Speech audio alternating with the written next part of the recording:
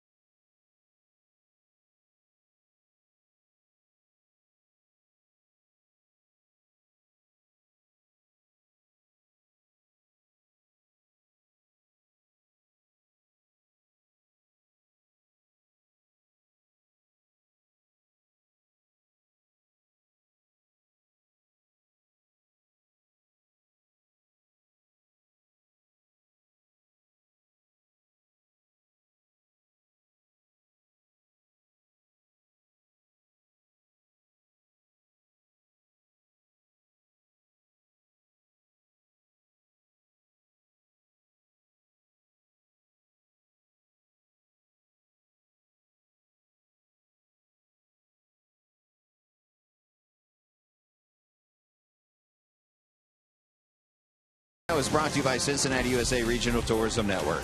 Stay close to CincinnatiUSA.com. By Chevy, check out their award-winning lineup only at your Tri-State Chevy dealer. And by Skyline Chili, feeling good. It's Skyline time. Unbelievably, the sun is shining here at PNC Park as we close out the 2015 season. I'm Jim Day. We've been counting down all weekend the top 10 moments of the season for the Reds, and we have reached moment number 4. Maybe a moment forgotten, and perhaps the top play of the year defensively for Cincinnati. May 23rd at Cleveland. Joey Votto, an incredible underhand flip. This is the best camera angle of it. Look at that. perfect as that goes, Art, to get the tag, and that was a tag play after he hit first base. An unbelievable double play by the former Gold Glover Joey Votto. That is moment number 4 as we go upstairs to the guys that will call the game today, George Grant and Chris Welsh. Thanks, JD. And the biggest news of the day is that stuff that's shining down on us is sunlight. After 3 straight days of rain and cold, it's just a beautiful day for the final day of the regular season, a day that means a lot to Josh Smith. He'll try to win his first, and even more to the Pittsburgh Pirates, who will try to gain home field advantage against the Chicago Cubs in that 1-game playoff. Let's check the Myers starting lineup for the Reds and Brian Price. Jason Bourgeois will lead it off in the center field spot. Eugenio Suarez, who's ending the year on a high offensive note, will bat second. Joey Votto, who had his 48-game on-base streak snapped last night, will be back in the lineup, hitting third today. Brandon Phillips in the cleanup spot. Todd Frazier, sitting on 35 homers, will hit fifth. Jay Bruce, with 26 homers coming into the final day of the season, will hit in the number 6 spot and play right. Adam Duvall, who homered last night, now has 5 on the season, will hit 7th. Brian Pena is still looking for his first homer of the year, will hit in the 8th spot. And Josh Smith will pitch and bat in the number 9 position. On the mound for the Pittsburgh Pirates, James Anthony Hopp, otherwise known as J. Happ. Well, he likes it as J. That would be J-A. Hey. Pronounced as if it's one word. Well, it doesn't really matter because he's been a pretty good pitcher for the Pirates this year. In fact, he's one of the top 3 that you figure going forward into the postseason, that the Pirates, if they need 3, obviously they will if they make it, they will call on J. Happ to be one of those guys. 10-8, he's had a 2-3 record in his 7 career starts against the Reds, and he's played for a lot of different ball clubs. But he's thrown the ball extremely well this year, and he may be one of those pitchers that has taken advantage of being able to work with Ray Searage, the Pirates pitching coach, who's become really one of the guru pitching coaches of the game. Happ throws a cut fastball. He keeps it up in the zone. He can throw it by you because of his quick arm action, and a little breaking ball, too, that'll keep you off stride. So Happ's ready to go on the mound. Let's check your 4 defensive alignment. Defensively for the Buccos, the usual outfield of Starling Marte in left, McCutchen in center, Gregory Polanco in right. Very athletic, all have good arms, outstanding defensively. Harrison, Josh, the Cincinnati product, will get the start at third, and he's been hot of late with the bat. Mercer, the shortstop, Neil Walker back at second, and Pedro Alvarez moved from third to first this year. He's been challenged defensively with 23 errors, will start at first. And Francisco Cervelli, who's had an outstanding defensive year behind the plate for Happ. That's your 4 defensive alignment. The Buccos, of course, have struggled as a team defensively, but not because of that guy. Josh Harrison provides energy. He did it last night with a triple to lead off the game, and the Buccos scored. Whenever they get something going, usually that guy's the trigger to the offense. Here's Happ ready to go to work. He had a 4-6 record at Seattle, 6-2 here with the Buccos. Began the season with Seattle, was acquired by Pittsburgh on the last day of July in exchange for pitcher Adrian Sampson. Lazy fly ball to right. Polanco backing up, and he'll haul it in. Well, Jason Bourgeois flies out for the first out. Bourgeois starts the day with a .240 average, 3 homers and 14 knocked in. And here's Eugenio Suarez. Chris, I don't think it's an exaggeration to say of all the scenarios that have been unfolding, this one is probably the most important when you look at the Pirates and the Cubs. Whoever gets home field advantage really has a distinct advantage in that 1-game playoff. Well, exactly, George, especially when you're considering that each team has its ace ready to go for that game. So it'll be top pitcher versus top pitcher, and sometimes having home field advantage here just may give one team a little lift of energy over the other. I know the Reds felt it when they came here to Pittsburgh. I mean, Johnny Cueto may deny it, but when they were singing Johnny Cueto and got into his head, and then he dropped the ball, and then the place went crazy, the Reds never really got their balance back. The other side of that is that the same thing will happen if they go to Chicago. So the Pirates very definitely want to win today. Suarez strikes out. That's out number 2. Strikeout number 1 for Happ. Happ now will turn 33 later this month. Out of Northwestern. Pitched for Philadelphia, Houston, Toronto, then Seattle. And here, a major component in the postseason picture for the Buccos. Here's Joey in at 314, 29 homers and 80 knocked in. If you weren't with us last night, he had an 0 for 4 night. Hit the ball right on the button his last at bat, but a nice play by Mercer robbed him a hit. So his consecutive game on base streak ends at 48, tied with the great Pete Rose. That's a accomplishment worth mentioning, an accomplishment when all is said and done that he can go home and be proud of. But more than anything, I think what is the bitter taste in the mouth is not being in the postseason for guys like Joey Votto, Jay Bruce, the veterans on this club. That's a barked out strike call from Tim Welke. He's the crew chief and the home plate umpire. Todd Tichenor's at first, Tim Timmons at second, and Mike Everett, your third base umpire. Some of the Reds have had some pretty good numbers against Happ. Votto one of them with that 421 mark.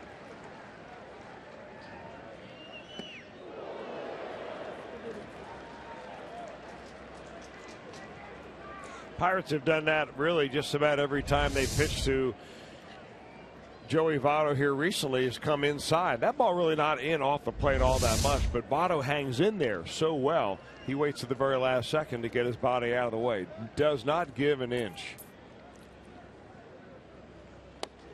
2-2, swing and a miss. 2 strikeouts in his first inning for Happ. To the mound is Josh Smith for the Reds. Polanco in the leadoff spot.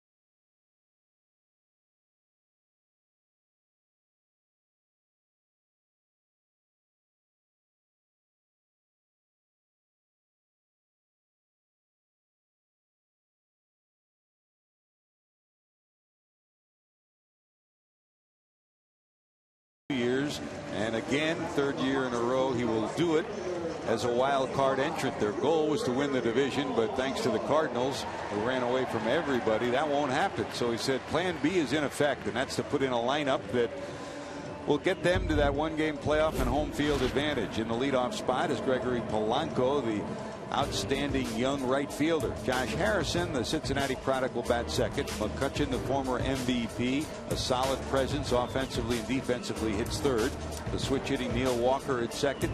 Charlie Marte, who's been trouble for the Reds every time he takes the field, either defensively or offensively, will hit and play left. Alvarez, Cervelli, Jordy Mercer, and Happ. That's your 1 through 9 batting order for the Buccos. And here's a guy looking for his first win, Chris. Well, it was Brandon Finnegan last night who on his last start really put some good numbers up and left the Reds with pretty good taste in their mouth. And I think Josh Smith would like to do the same thing. He needs a win to be able to do that, obviously, at least in his own mind. Right-hander that's not overpowering. He's good when he keeps the ball down around the knees. Nice sink on a fastball that's anywhere from 87 to 91 miles an hour. Biggest thing for Smith is to throw strikes to good parts of the zone. And that means for him really is that you're always going to the low and away spot, especially when you have left-handers up there. That should be easy for him to hit, being that it is his arm side and he has a little action that way.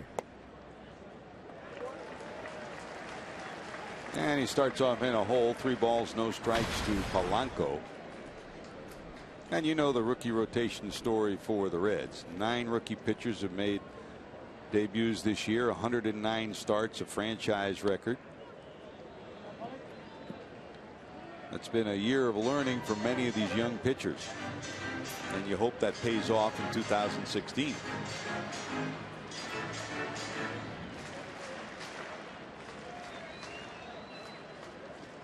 (3-1). That's a strike 2. Polanco up and down from Indianapolis to Pittsburgh last year, and this year he's been planted in right field all year. Great talent for a young man still growing into his body. And Chris, when it all is said and done, this kid's going to be bigger and stronger, and he continues to develop the way he has with a 6-game hitting streak right now. Here's another look at Brian Pena getting the worst of that one. Yeah, it's been a while since Brian Pena's been in there and behind the plate, and would you know it, in the very first inning he gets a good one.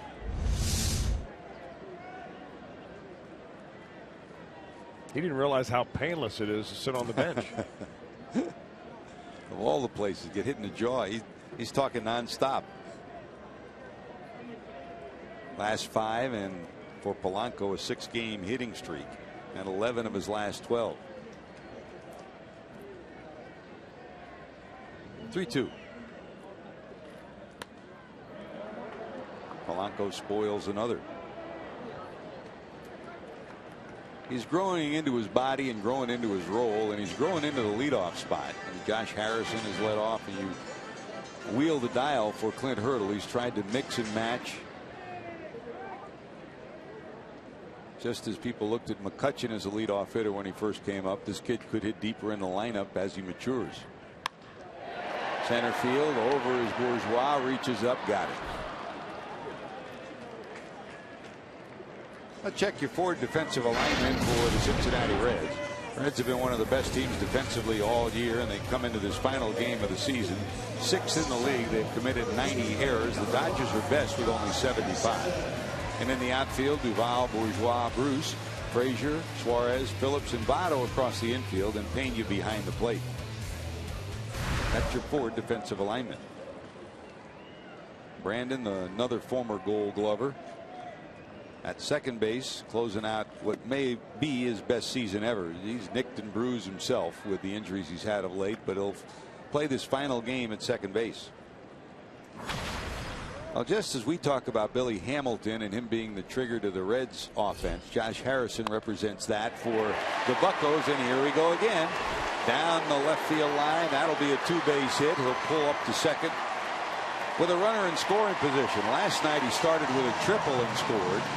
He provides energy, Chris, when he's in the lineup. That's exactly what he brings to the table, George, and that's exactly what wins games late in the year, down the stretch, and in the postseason. I mean, a guy like Josh Harrison, who, you know, has not had all that much playing time here in the second half of the year, comes in there and he gets hot in a streaky sort of way, and all of a sudden the whole team gets uplifted. And once Aramis Ramirez came to town, and especially when Gong was healthy, he's now on the disabled list with the broken leg. The end result was Josh had less and less playing time, but when he gets in there, he makes a difference. So he's in scoring position with 1 out, and here's McCutchen, 294, 23 homers, 96 knocked in.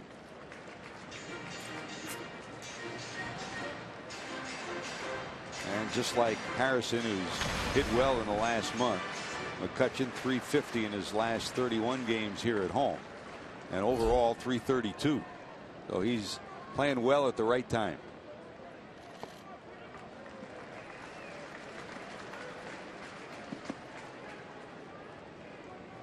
Got the Pirates on the board with home run number 23 earlier in this series, and now with 96 runs batted in, tied for his career high. That was back in 2012.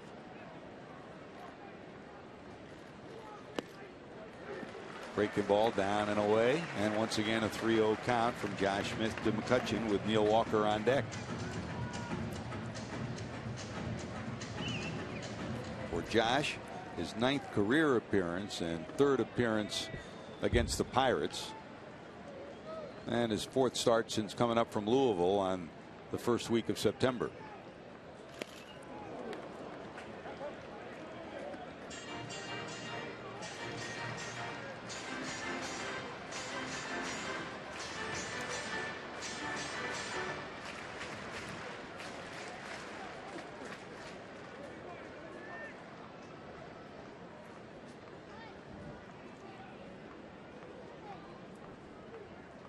Smith to the stretch and a big pause. Foul to the right side for Josh. No strangers here after he got called up in June here in Pittsburgh. Made his major league debut and pitched 3 solid innings until Josh Harrison singled off him in the 4th inning. And got rid of business early. Singled off Jeff Locke for his first hit in his first career plate appearance in that game too. Get it out of the way early, right, Chris? Takes a little pressure off when you do that. Although I think he's feeling a little pressure here this afternoon, and why not? Slow roller down to third. Frazier guns it across, and there's 2 away. You can pretty much see now, if you've seen Smith pitch a couple of times, what he likes to do. Right-handers, his out pitch is that slider.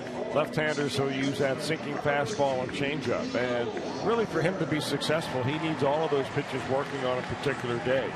Not overpowering, so you need to be able to touch the corners of the plate when you have to, and get the left-handers off your fastball by throwing that off-speed pitch.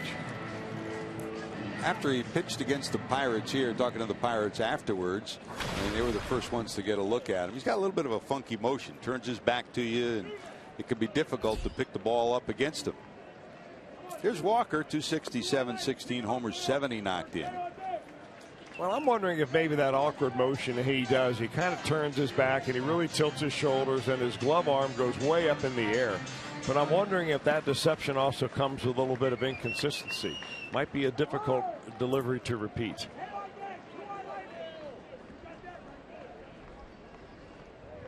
It's a 1-0. Hit hard towards the hole. Here's Harrison around third. Here comes Bruce. Here comes a throw to the plate. Won't be in time, and the Pirates are on the board 1-0.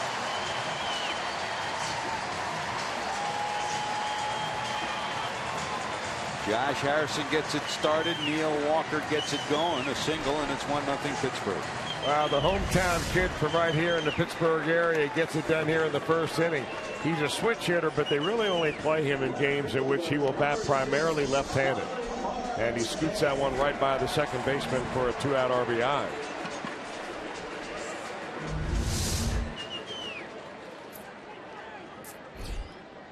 So Walker's on. 1-0 Buccos, and here's Starling Marte. 286, 19 homers, and 81 knocked in for the Buccos left fielder.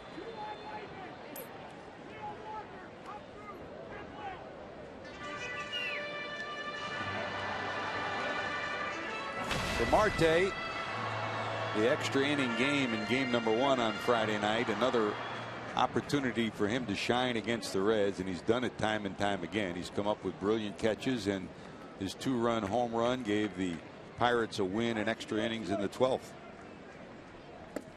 Well, what we've seen out of Marte this year is a little bump up in power. He's had a career high home run number of 19 this year. He's also been more productive from a run producing standpoint. He's driven in 81 as opposed to 56. That may be partly due to moving down in the order a little bit, having guys on base ahead of him.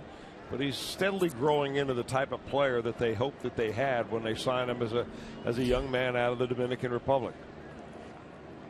Short lead for Walker, not going. Foul back, 1 ball, 2 strikes.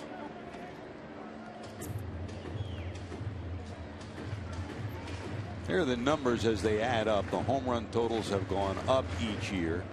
The run batted in total has gone up each year.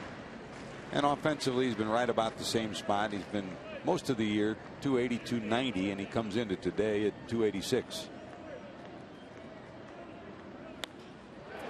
Looped into left center. That'll be a base hit. Walker will stop at second. And there's 2 on with 2 out, and here comes Pedro Alvarez. Boy, those are the most aggravating type of hits for a pitcher to give up. You think you make a pretty good pitch, and the hitter just kind of hangs in there, and he just hopes to get the bat head on it by throwing the bat at the ball. We've seen Brandon Phillips do that a lot more this year. In this at bat, Marte does exactly that. I mean, way out, even off the plate, was that last pitch.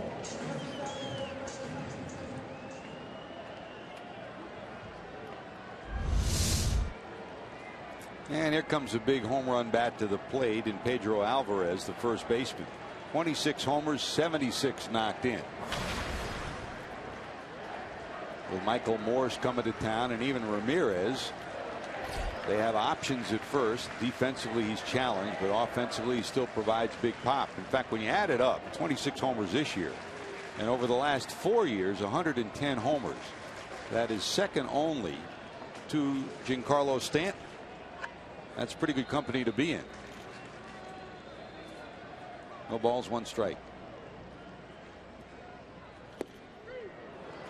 Well, of course, the fans here at PNC Park are watching the scoreboard, and they've already noticed that the Chicago Cubs have put a 3 spot on Jorge Lopez, the young rookie pitcher that the Milwaukee Brewers are running out there in the first inning in Milwaukee. So you got to assume that the Cubs are going to go on and probably roll in that game, and the Pirates are anyway, so that's why they're going to stick to it here all afternoon. And for that reason, this may be one of those really difficult games to pitch if you're Josh Smith. I mean, you're not pitching against a team that is just finishing up the stretch and trying to get home and pack your bags for the winter. So he's finding a ball club against him today that is grinding out every pitch and every at bat. Reds overshift to the right side against Alvarez. Here's the 1-2.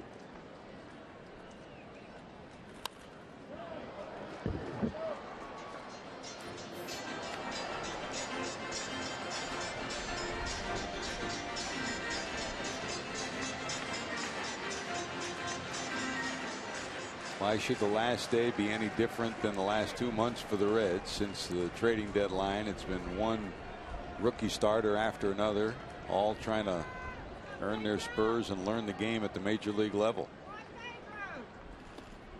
Did he go? Uh-uh.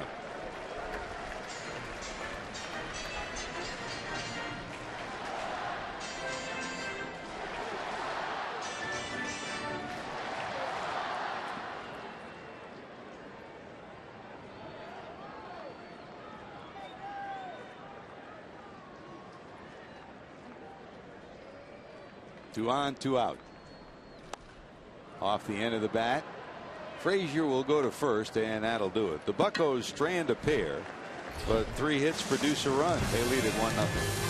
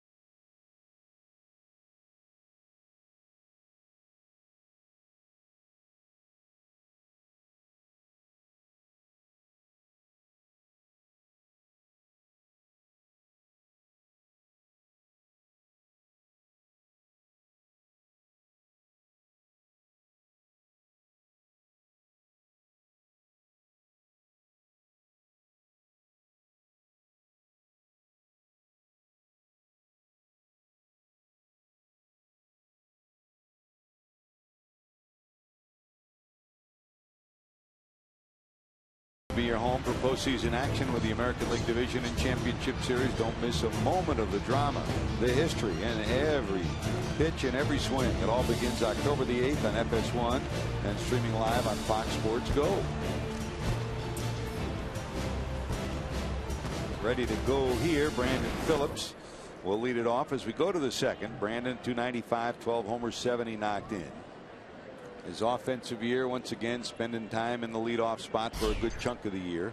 When Billy Hamilton was bumped down to the bottom of the order, he took over in that leadoff spot. And Chris, when you add up the numbers, he's become a different hitter this year. Yeah, and he really has, and he's shown signs of this over the last few years, especially when he has 2 strikes on him. But it seemed like years ago Brandon Phillips was thinking long ball because he was forced into that cleanup hole many years ago when the Reds really didn't have a cleanup hitter. And sometimes you think you got to do something that you're really not suited to do, and Brandon is a much better hitter, in my opinion anyway, when he sprays the ball all over the ballpark. One of 3 Reds with over a 400 average against Happ. He's at 412. Nubbed in front of the plate. Happ has it, and Brandon's retired, 1 away here in the second. You know, a lot of pitches that Jay Happ will throw to right-handers will be breaking in on their hands. He's a really big guy. He's over 6'6". He throws across his body, and the ball has kind of a cutting action, which comes right in on you. So he throws a 4-seamer, a sinker, which goes a little bit away from you, but primarily that cutter and breaking ball bore right in on your hands. There's Frazier, 253. The power numbers, 35 homers, 89 knocked in. And he's been one of the league leaders in doubles all year long. He did pick up 1 in this series. And he enters this final day of the season tied with Nolan Arenado with 43 doubles. 1 behind leader Matt Carpenter. The last Red to lead the league in doubles was Joey back in 2011 with 40. There have been great moments of power surge. The average not where he would like it to be. His goal was to be around 280, 285. He comes in at 253. His home run total, he reached the mark he thought he would be at, and he'd hoped to be around 100 runs batted in. He won't reach that goal. No, you know, I think for Todd Frazier, he's got the ability to reach every one of those goals and every one of those numbers, but it's a matter of maybe sometimes trying too hard. Takes a lot of responsibility of the success of his ball club on his back, and I think the more you try harder than you should, you swing bigger, you swing longer and more ineffectively. 2 balls, 2 strikes. A rocket towards the corner. Over is Marte. He'll get it up quickly, and Frazier will stop at first. So a base hit with 1 out for Todd, and here comes Jay Bruce. Again, that pitch was kind of on the inner part of the plate. Todd had to bring that bat in order to get the bat head on it. Very quick on the inside pitch that time. And this is really what the National League has done to adjust to Todd Frazier having such a good first half, is that instead of throwing the ball out over the plate, they've become more likely to throw the ball up in the zone and inside. Here's Bruce. 26 homers, 87 knocked in, and a 222 average. In his own words, to add up the year, inconsistent again. When he is hot, he can help carry a team. When he struggles, there's a bloop into right. That's a base hit, a broken bat. Frazier slams on the brakes with Polanco's arm in right, and it'll be first and second. Go back-to-back hits, 2 on 1 out, and here's Adam Duvall.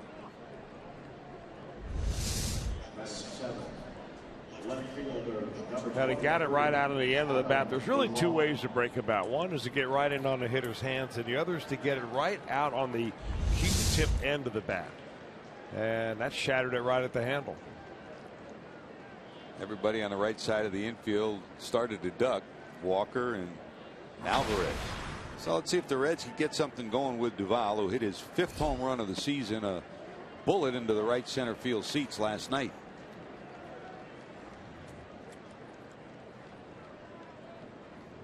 Talk about pitchers and mechanics and changing teams for Duvall. The minor leagues to the major leagues to San Francisco to Cincinnati. Different hitting instructors looking at him and adjusting to him, and he adjusting to them. But every place he goes, he impresses with his power and his work ethic. Chris, we come in, he's one of the first guys at the park every day. He's always looking at video. You can see that he has the aptitude to succeed. Well, you know, he's a product of the University of Louisville. Had a conversation with his college coach, Dan McDonald, about him, and he had very kind things to say. But the most important thing is that he's a blue-collar type of a player. Came from that kind of a background, And he says he's recruited a number of players out of Duval's same high school, and every one of them seems to be kind of a tough guy. That when they're handed a little bit of adversity, they don't back down one bit. And Duval's that kind of guy, not taking any day here in the major leagues for granted. You think Dan McDonnell will bring back a couple of shortstops from the Dominican Republic on their trip this week? Why not? In his luggage. Here's Happ's delivery. Down and in. Good spot for Happ, bad spot for Duval. 2-2. When you were playing for Robin Roberts, you never got to go to the Dominican Republic on a trip. I didn't get to go there until a couple of years ago. Still working on that tape with Johnny Cueto. That's it. We're waiting. It's coming. It'll be part of his retirement party. That's a call, strike 3.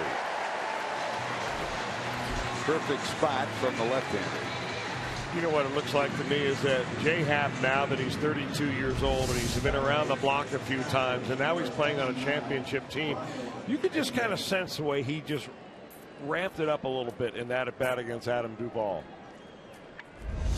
Came inside a couple of times, up and in, tied up Duvall, had him looking at one part of the plate, and comes downstairs to get strike 3. There's Brian Pena, still looking for home run number 1 on the season. 18 runs batted in. There goes Frazier. Here comes the throw. It will be in time. Why? Well, the Reds have made base running mistakes this last week. And here with 2 outs and a runner in scoring position, Frazier trying to pick a pocket. The Reds looking to challenge. Ryan Price says wait just a minute, so they'll hold for a second. Take a look and see. Well, we'll take a look first and see what the folks in New York are going to be taking a look at. Frazier looks like he gets a good jump. Little swipe tag there by Harrison at third base. I don't know whether they got him or not. They're not even going to try. They will not challenge.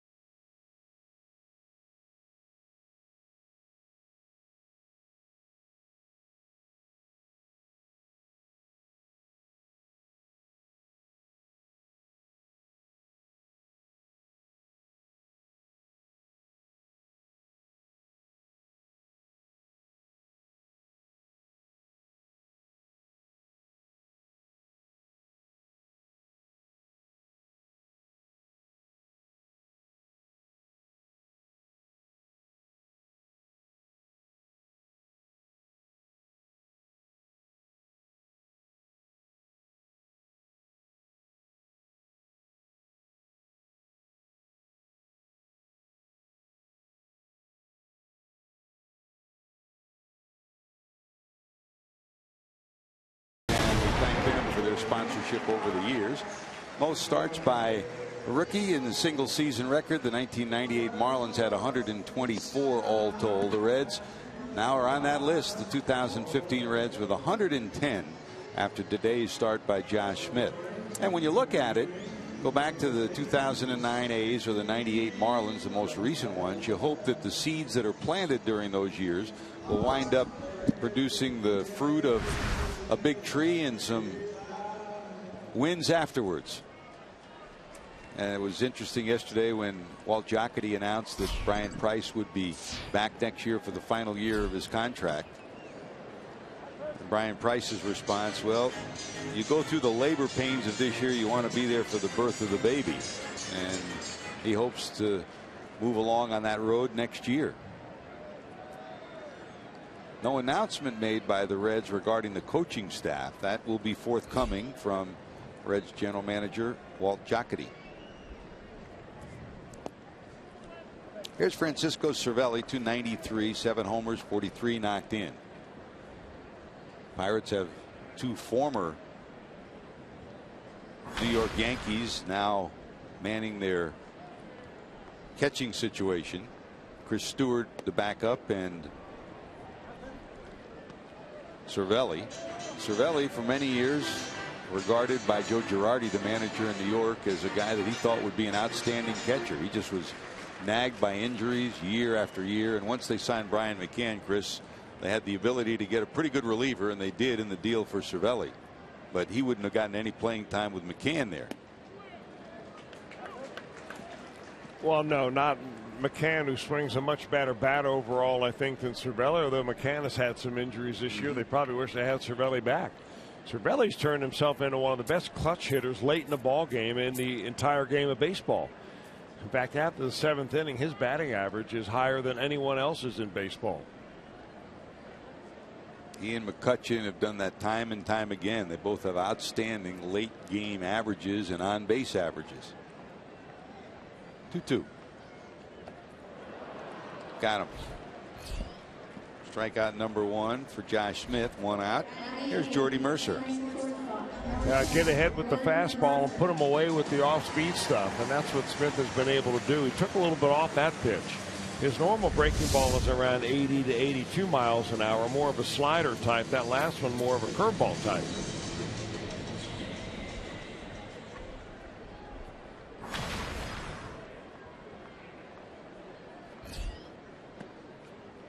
Breaking ball down and away, misses for a ball. 3-0. Cubs lead Milwaukee. 2nd inning in Milwaukee. The battle for home field advantage in next week's playoff game.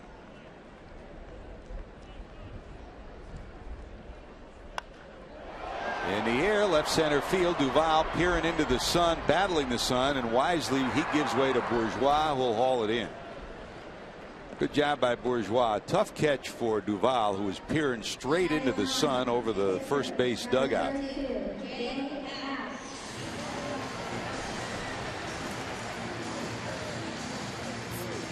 This is one of the more spacious outfields in all of baseball.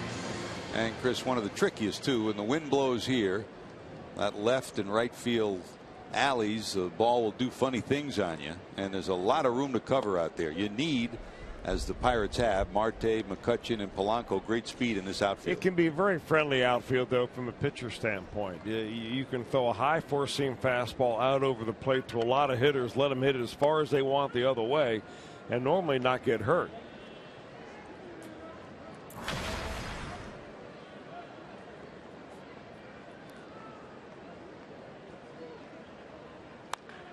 There's a shot to right field, a base hit. Jay Happ gets a base hit with 2 outs. That's 4 hits for the Pirates. Back to the top of the order, Gregory Polanco. You know, I was just about to say, I'm looking at his batting average at .043, thinking, I mean, can you really be that bad? See, he took you off the hook. You didn't have to say that. And he had a pretty good swing. Dropped the head on it and got a solid line drive base hit to right field. Joey trying to butter him up down there a little bit. Hey, you really don't want me to throw that breaking ball to you anymore, do you? 2 out, 1 on. Here's Polanco, line to center, first time up. Well, you know what's on Votto's mind is to start another streak. Exactly. I mean, he's that kind of player. He's not going to, be daunted just because he, went 1 game last night without getting on base. He wants to get right back on there and get it moving. He will never give up an at bat. Look at him wearing Happ out down there. Hey, that breaking ball's unhittable. Don't throw that to me anymore. Phillips stumbles, picks himself up, and gets Polanco. Base hit, 1 left, 3 stranded in the first 2. Pirates lead at 1-0.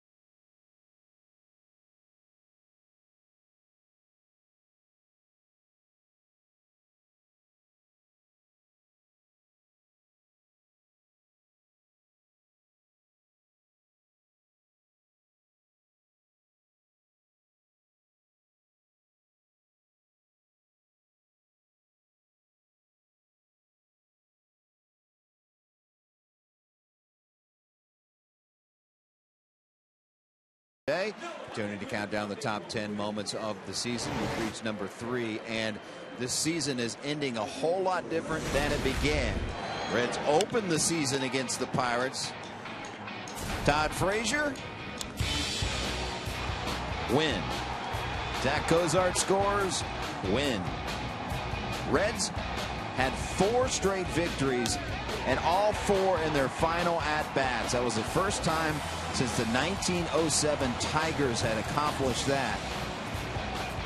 4 last at-bat wins, a 4-0 start, but it's been much different since then. But moment number 3. Hey, JD, you know, we were talking after the broadcast last night, Chris. You know, we remember 1999, and everybody pointed to the fact the Reds lost 2 of 3 in Milwaukee. That's why they wound up in the 1-game playoff. Here's Pena, who's back at the plate. He was at the plate when Frazier was tossed out, trying to steal third. But if the Pirates do lose today and don't get home field advantage, I mean, remember those 3 games when they had the lead 3 times against the Reds to start the season, and the Reds came back. And Clint Hurdle was talking about that with some of the reporters yesterday. You know, games mean the same value whether it's April or October. Yes, sure, there's more pressure because you're on the line in October, but a win in one of those games back then would have meant that by now they would have clinched home field advantage. Yeah, well, you don't know that then. No. And you're playing every game you think as hard as you can until you get to the very last games of the year. Then you're really playing them hard. It was similar to the Reds in '99. The Reds had leads against the Giants in the first 3 games of the series of the season at home, and they lost all 3 of those games. If they had won any one of them, things might have been different in '99. 3 balls, 1 strike to Bryan with Smith on deck. Foul to the right side and out of play.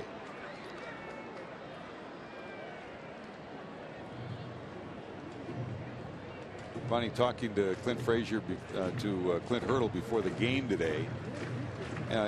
Everybody wanted to talk about the importance of this day and his roster for the postseason. There's ball 4, down to first goes Pena, and he said, look, let's take a moment. He said he experienced one of the more emotional moments that he's had on a ball field when he went out last night to take the ball from A.J. Burnett. And the crowd gave him a standing ovation. He patted him on the chest, said a few words to him, and they said a few words back. And then he watched him go into the dugout, and he said it was one of the most touching moments he had ever remembered, as everybody in that dugout hugged Burnett. Burnett was honored before the game today. There's a bunt offer by Smith. That's a strike. And then he went on further to talk about what A.J. meant to the team this year, what he meant to it when he came last time. That's perspective. And, you know, yeah, you want to win every day, but there's emotion, there's perspective that you can't lose sight of. You know, to an outsider, you look at A.J. Burnett. We watched him, George. I mean, his entire 17-year Major League career. And he's always been kind of a surly, standoffish type. He really didn't like to mix a lot with the media. If he didn't know you, he never really opened up to you. So you get the impression he's just a big surly right-hander with a bunch of tattoos who has figured out a way to stay around big leagues a long time. But he evidently has brought an awful lot. Wow, that's a good play by Alvarez. And Alvarez, almost always criticized for his defense, makes an outstanding play here. They get the lead runner. He's charging hard, Alvarez is, and the bunt is right up the first base line. Normally that's a safe spot.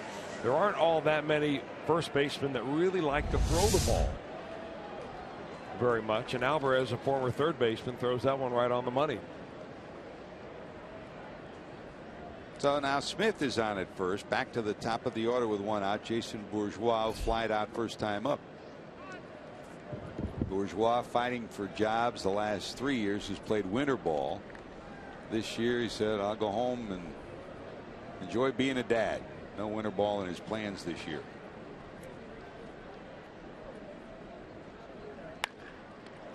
Happ has it, turns, goes to second for 1, on to first, not in time.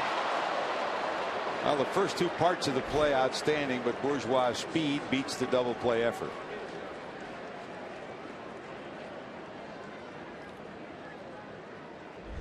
thinks he should have had the double play right here. He turns kind of in an awkward way, turns opposite, and he has to double clutch just a little bit.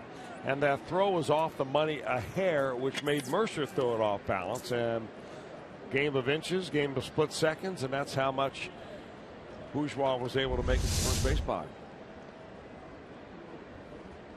But 2 out, and now swap runners again. Bourgeois down at first, and here comes Eugenio Suarez.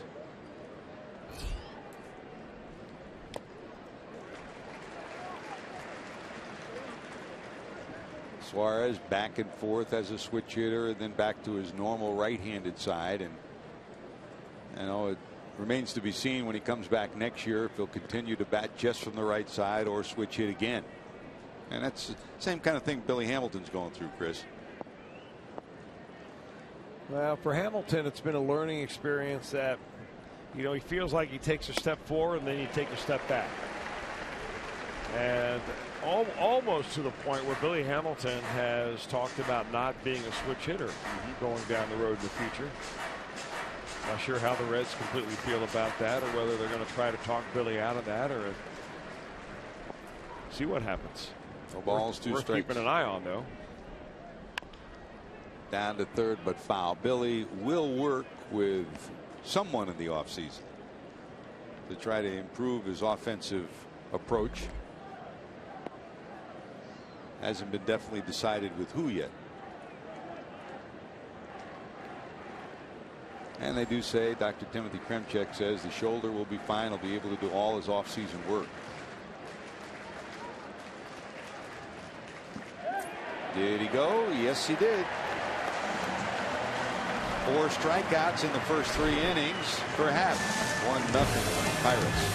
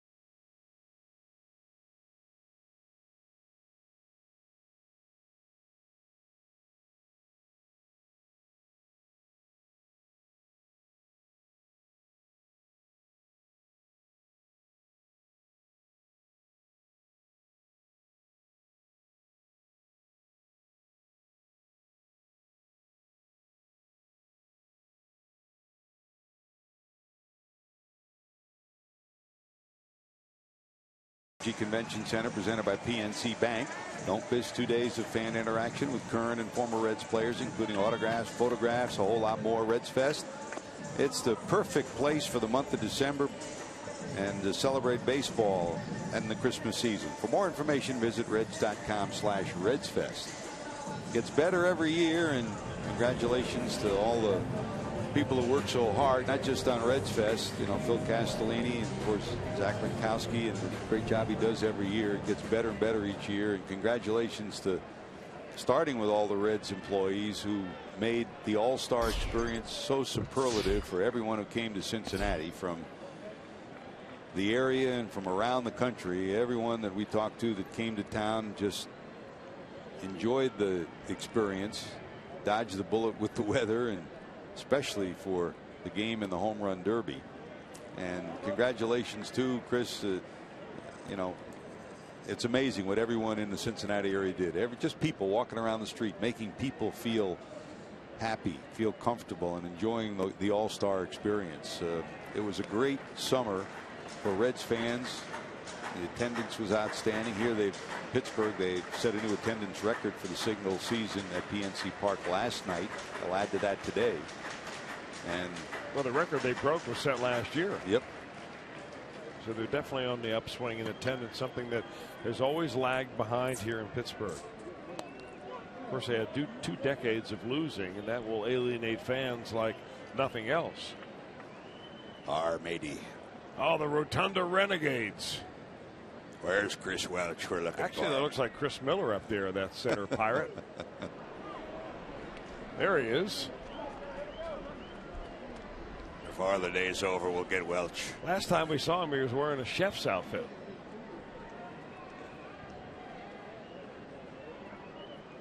That's getting into the role right there, isn't it? Here's the 3-2.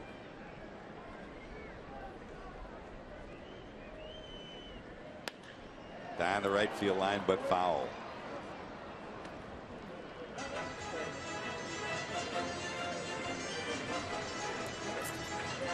Third inning, Cubs 3, Milwaukee nothing in Milwaukee.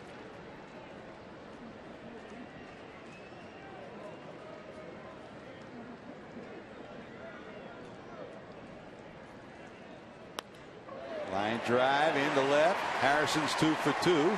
A double and now a single. Another leadoff hit from Josh Harrison. That was a pretty good pitch that Smith threw up there. I mean, Harrison is a good high ball hitter. He's got short arms. He's very quick to the ball. But when you get the ball down, sometimes you've got really a good chance of getting him out. But he's leaning out over the plate thinking that Smith's going to throw that breaking ball. And he was able to get a little altitude on it to get it over the shortstop's head. Well, whether it was at Princeton High School or at UC or just playing in the backyard with his uncle T-Bone Shelby, there's a smile on number 5's face. Here's Andrew McCutchen, bounced to third first time up. Good job by Votto to haul that one in as it was tailing away.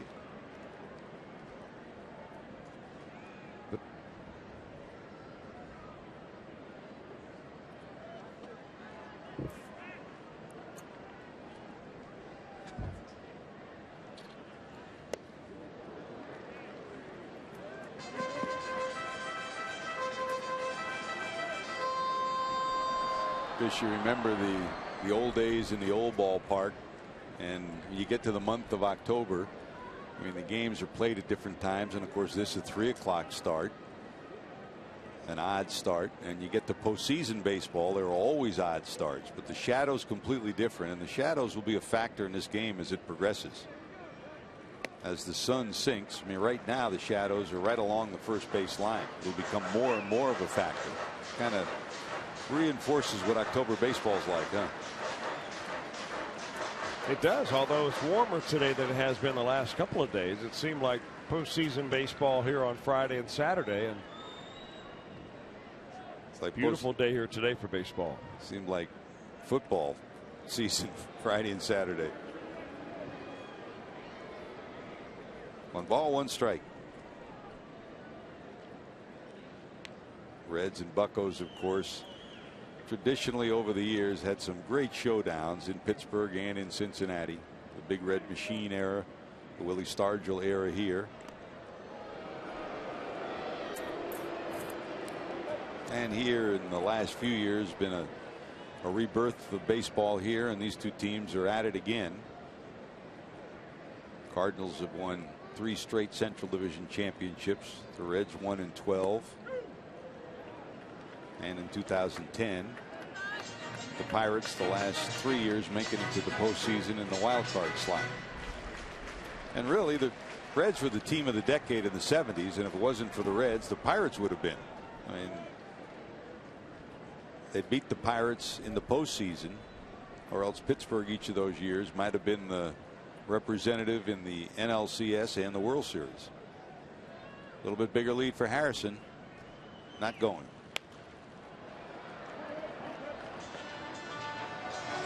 Oh, a great one-handed grab up in the second deck.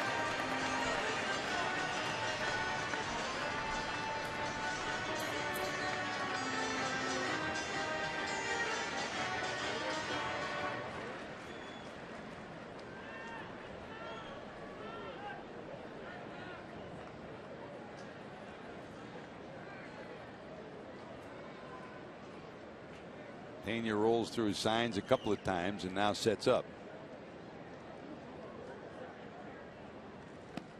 Breaking ball down and away.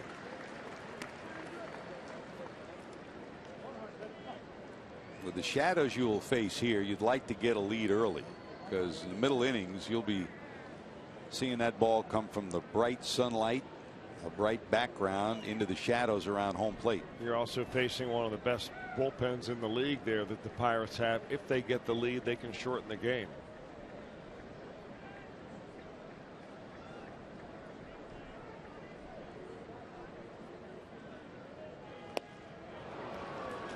Got him. Really good looking pitch right there by Josh Smith. He kept a lot of fastballs on McCutchen in that at bat, mainly I think because Harrison was in threat to steal second base, so he wanted to throw something hard up there. They stayed away, and finally that slider at 85, a really sharp breaking slider, more like a cut fastball, puts McCutchen away. That's a big out. You know, Smith has a nice feel for changing speeds on his breaking ball, and that's something that most every starting pitcher has to figure out a way to do. There's Neil Walker, the second baseman, hitting in the cleanup spot today. In fact, you talked about Robin Roberts early in the broadcast, George, and that was one of his three main tenets for a pitcher, is to have two speeds on your breaking ball. The other is get ahead with strikes and get a decision on a 2-2 count. Which of those did you accomplish for him? I'm still working on it. No balls, one strike to Walker.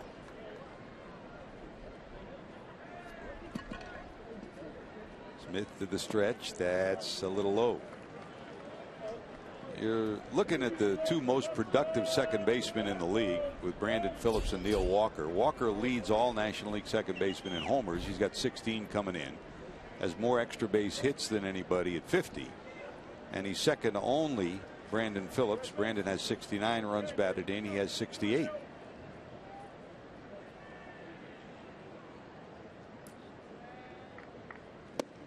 While he still does switch hit, and he entertained the idea a couple of years ago of stopping hitting from the right side.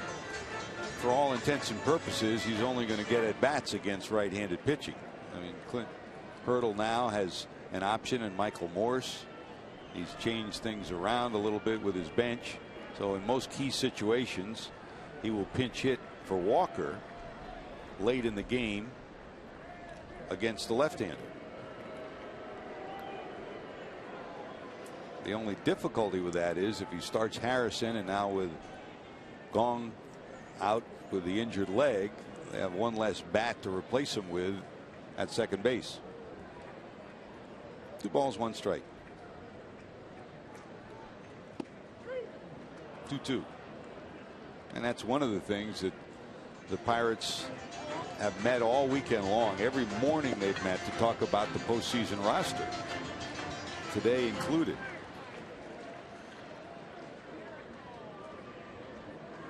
And you can't change your roster at each juncture of the postseason.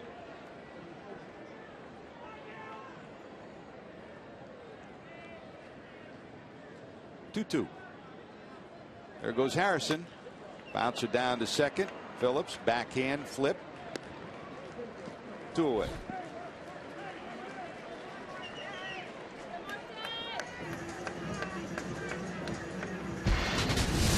Now, once again, as we talked about it, the Pirates with 97 wins, the Cubs with 96. Normally that's good enough to win a division, but not with the Cardinals in the same division. They're both heading to the postseason. If the Pirates win, the Pirates would host. If the Pirates lose and the Cubs win, the Cubs would host.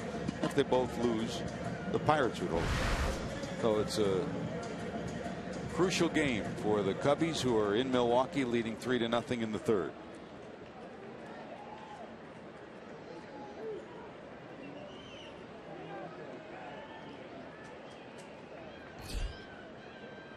There's Starling Marte.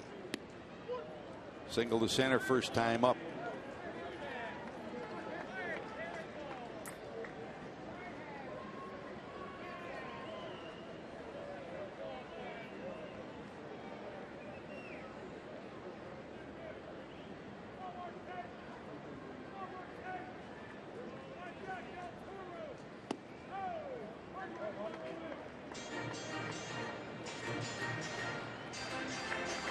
again, if you weren't aware of it on this final day, all the games are starting at roughly the same time, with the idea going back to 2011 to capture some of the suspense and the emotion of everybody ending right about the same time. That was a remarkable night, that night in 2011. It really was, George, but I think another part of that decision for Major League Baseball to start all the games at the same time is to not give any teams an advantage as far as holding back, you know, their top of the line pitchers.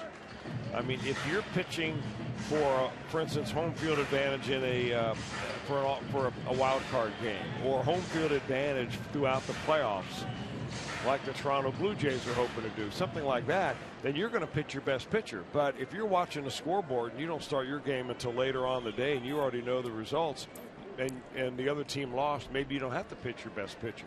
So that's the other part of it that I think that is a brilliant move by Major League Baseball to force everybody to play it like they have to win that last game, because that's what fans want to see. We've talked a lot about the National League playoff scenarios.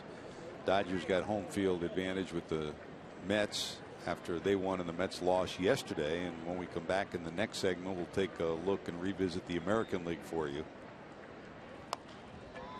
Down to third, bare hand by Frazier, and they got him. He could only do it with the bare hand, and Todd Frazier does. A base hit and a dandy of a defensive play to end the inning as Frazier closes out Starling Marte. We're heading to the fourth. Votto, Phillips, Frazier due up.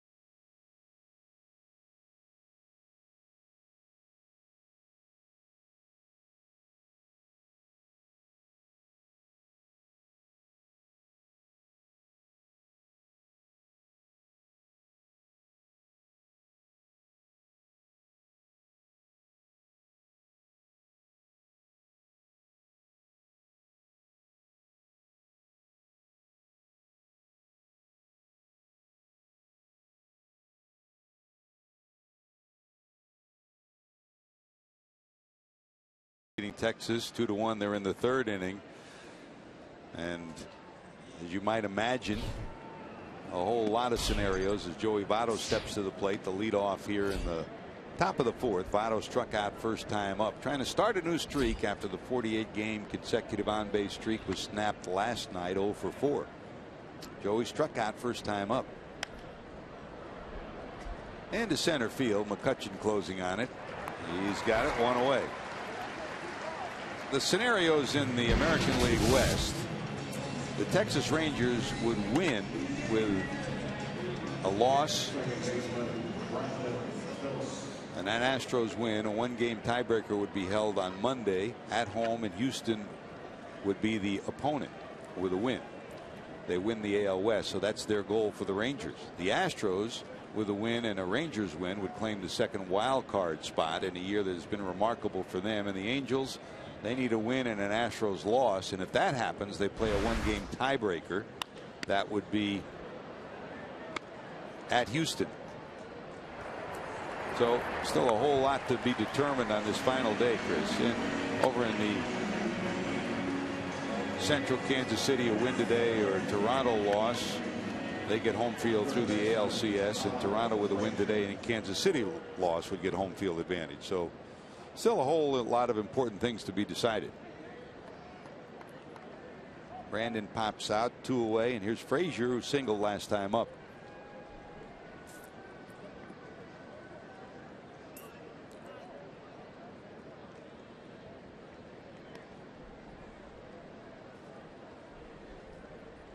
Pretty cut and dried in the National League, but some of those games in the American League the last couple of days, Chris, have been remarkable. And the Angels had a 4-run lead going into the 9th inning and then see it evaporate. They'll be thinking of that all winter if they don't make it today. Minnesota drew the tough straw facing Kansas City in the final series, and the Royals eliminated them 2 days ago, and right now Kansas City leads Minnesota 5-0.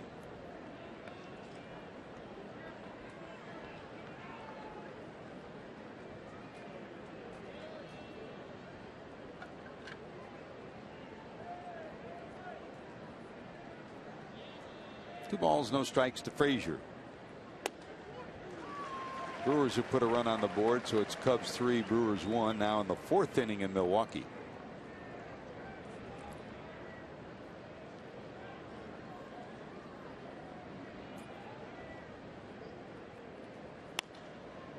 Down to third, that's foul. Past the Reds' third base coach Jim Riggleman, and as usual down at first Billy Hatcher manning the coaching lines there. No decision announced yet on this Reds coaching staff, while Jocketty saying that will be forthcoming. I know that Brian Price was originally signed to a 3-year deal, right? And I did not know the length of the coaching staff. Of course, Brian had his input on who would make up the coaching staff to a great extent. A number of the guys that are on the staff right now are kind of his choices, maybe a couple of our organizational choices, which is really the way things normally lay out. Manager gets a few, the GM gets a few.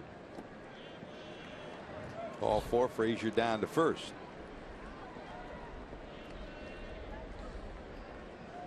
Well, if you remember, there was a time when Brian Price was the pitching coach with the Arizona Diamondbacks, and Bob Melvin was the manager, and he was fired mid-season, right? And Brian Price and a couple of the other coaches, in the sign of protest, decided to quit along with Melvin being fired. It is an emotional time for a manager when you try to change a coaching staff that he picked. Sometimes you're left with no options. Showing bunt is Jay Bruce. Bunt first, then run. A base hit with. What did he do? Get a ball on his finger? Right on the finger. Ouch. Well, he won't be trying that again for a while. Tried it a couple of times this year with the overshift, and he'll take a little bit of time to get the stinger out. Paul Lassard's going to come out and check him out. Now, there's some years, Chris, where a training staff doesn't have much difficult work. I mean, they're always working, but there are not many injuries this year. Paul Lassard and his staff have just had one injury and one challenge after another. Stevie Ballman and Tomas Vera. You name it, they've had just about every kind of injury.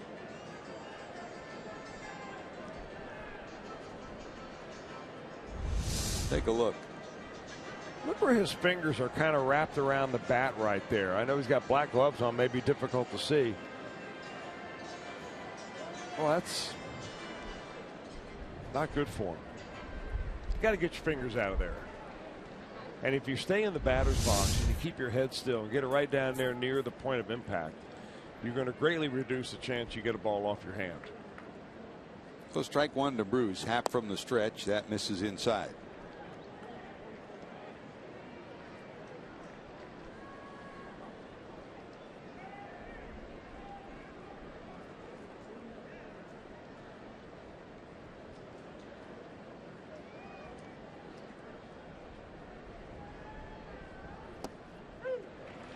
Breaking ball clips the corner. Bruce didn't like the call. It's 1-2.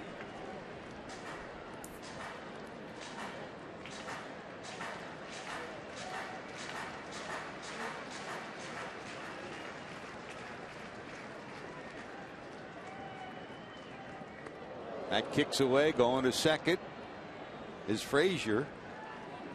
So it's a wild pitch from Happ. Frazier trots down to second, so he's in scoring position for Bruce.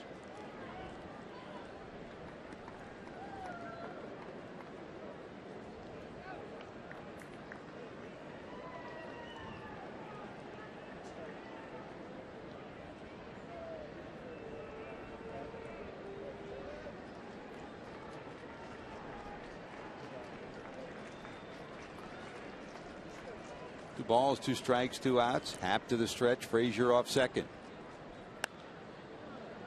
That's nubbed to the left side and out of play. Sellout crowd here in Pittsburgh. Final day of the season, the regular season. Hopeful of one more day of baseball at least if they can get home field advantage. Been a quiet crowd waiting to erupt if the Pirates can get something going. And as we talked about, Chris, in the wild card game, your goal is to keep them quiet. Not this time. Bruce swing and a miss. That's 5 strikeouts for Happ. Red Strand their third. To the bottom of 4. Alvarez leads it off.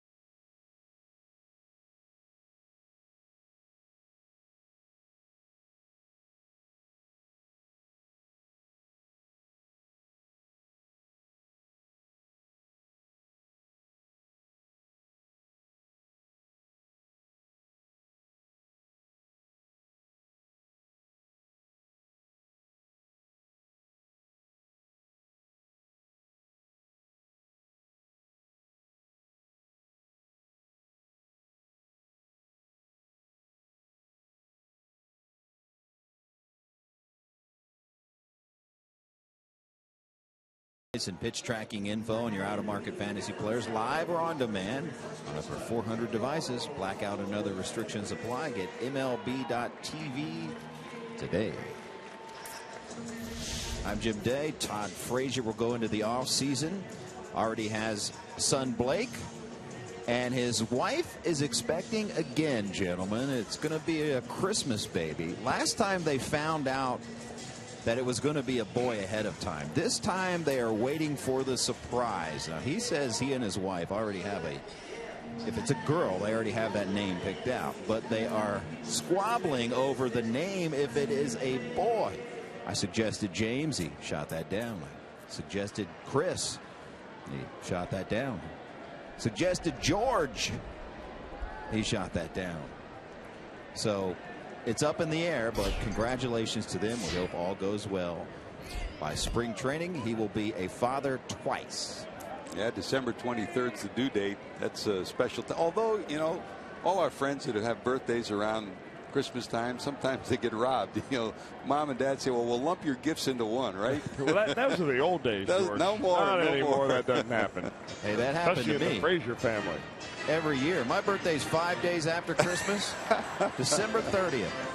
And everyone was broke. I think we touched the raw nerve, Chris. I'd get a card and that would be it. That's the most we've heard from him all weekend. Gee. Hey, not only that. Oh, boy, he's on a roll now. Yeah, now you got me going. I was born the day before New Year's Eve. So not only was everyone broke, But when I got older, no one wanted to go out. Oh, no, I got to wait. We're going out tomorrow night on New Year's Eve. I might go out tonight. So, not that you're holding a grudge, JD. No, not at all. But it is the birthday of champions. And this is a champion shot. Alvarez, deep, number 27, gone. That's out of here. Way out of here. Pedro Alvarez, 27th homer. That's why he's in the lineup to provide that. And it's 2-0. The lead belongs to the Buccos.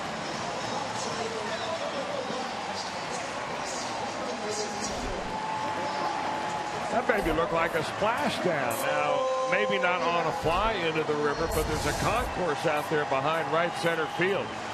And if you get a good bounce, and that ball is blistered and bombed all at the same time.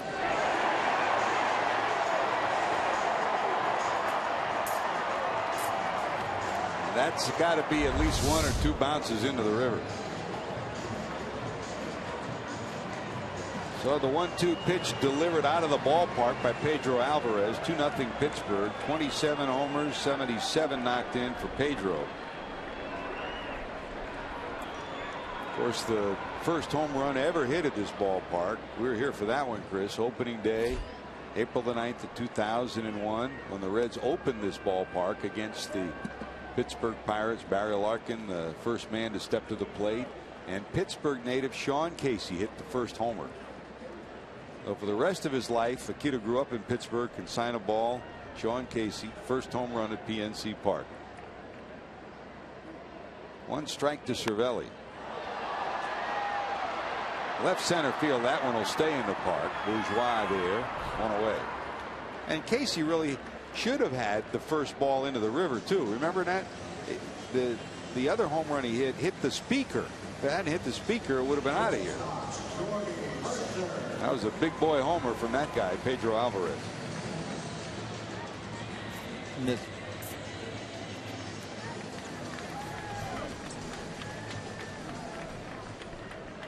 Here's the shortstop, Jordy Mercer.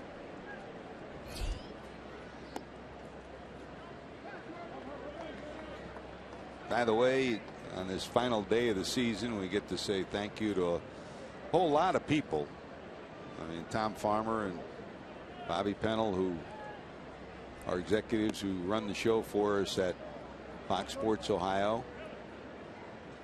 Tireless workers, and everybody from our pregame festivities on to the game. You know, you talk a lot about everybody who's on the air, but the guys like Matt Coyner and Rob Overberg, who keep cutting highlights and putting together packages and making sure that the studio show is run the way it is every single game. They are priceless to all of us. Kent Dream Weaver and Ron Millenor, what great work they did, Chris, especially with the All-Star game this year. The special that Rufus put together with the guys was outstanding leading into the All-Star game. Jeff Pecoro and Brian Giesenslaw, you know, those late nights when you were at ball games with Tom and Cowboy and whatever, they're sitting back in that studio night after night after night. Especially when we have those West Coast late nights. Man, keeping the energy. I mean, a lot of the time I'm sitting home watching you guys, and you know, it's one thing when you're at the ballpark. It's not easy to be sitting back at the studio and make it live, make it real, and they do it consistently. Well, we've got a great crew. I mean, we feel like a team. I remember Vin Scully told me when I was a gopher for him in college, he said, you know, you don't earn your money when it's a 2-1 game and you're battling for first place. You earn your money when you're trailing 10-0, or you're in a 13-game hitting streak, or you're at the bottom of the league. That's when you got to work the hardest. That's a liner past Frazier, a base hit for Mercer. So 1-out base hit after the home. And that's exactly what our guys have done all year long. Josh Hall, our producer, you know, in spite of how difficult the season became at times with the losing streaks and whatnot, he brought energy to every broadcast. And you could tell, even sitting at home, you could tell that everybody in the truck was working their tails off to bring the best broadcast they could put together. And Brian Hunneman, Roy Alfers are directors. Matt Sigafus, nobody puts highlights better than Siggy. Lauren White, Jim Miller, graphics. We've been very fortunate over the years to have some pretty special people. John Brody went from the Reds to our truck and continues to do great work. And some of the guys, of course, are still going to be working hockey this winter. In fact, I kind of looked when we were doing the pregame piece with Pick and Geese. I think he had his skates on while he was doing that. Brian's ready for hockey season. Pushes a bunt foul.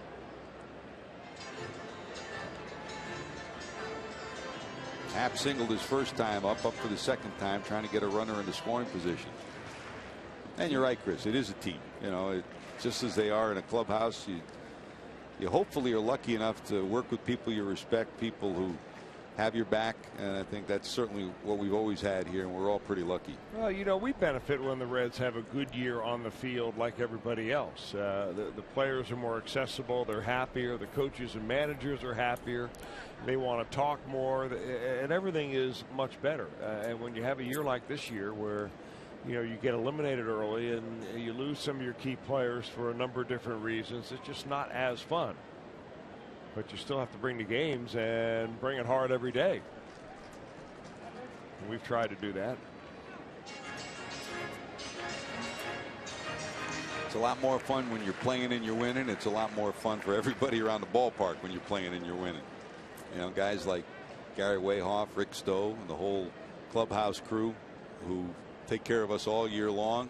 They do it with a smile no matter what's going on. He gets a bunt down. It will roll foul.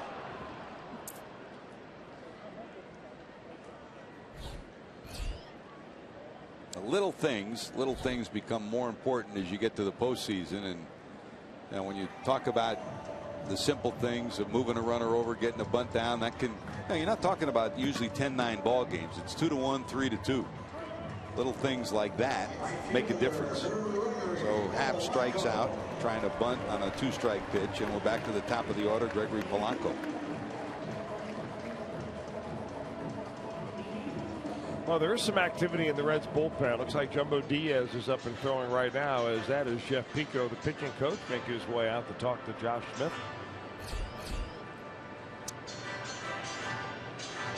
Don't have to worry about tomorrow, today, huh? Empty the bullpen. Everybody's available.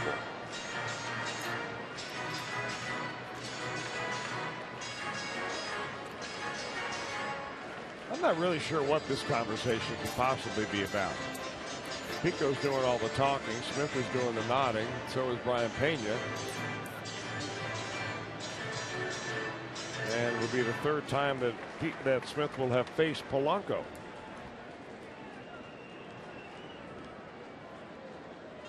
And with this part of the lineup, the game can get out of hand pretty rapidly. So Polanco steps to the plate.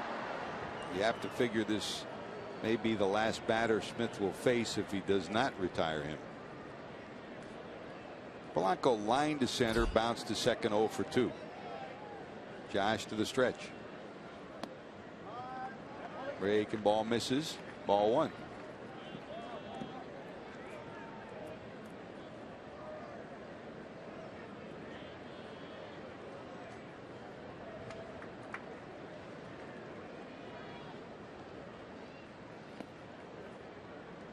And make it 2-0. Josh Harrison, who's already 2 for 2, is on deck.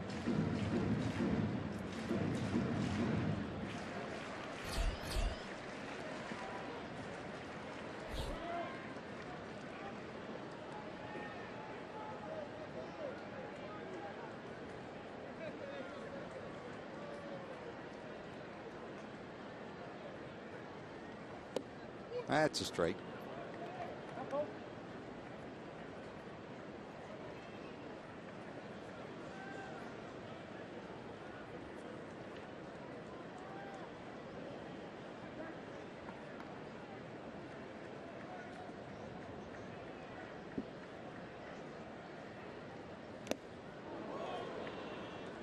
Big swing, 2-2. Really good sequence, back-to-back pitches right there. A little backdoor breaking ball that after he gets a 2-0, Polanco's not going to swing at that, and it catches the outside corner. And it comes right into his wheelhouse with kind of a cut fastball. That's the way most of the movement on Josh Smith's pitches go, is inside the lefties. Will they go right back in there? He did. Did he go around? Yes, he did.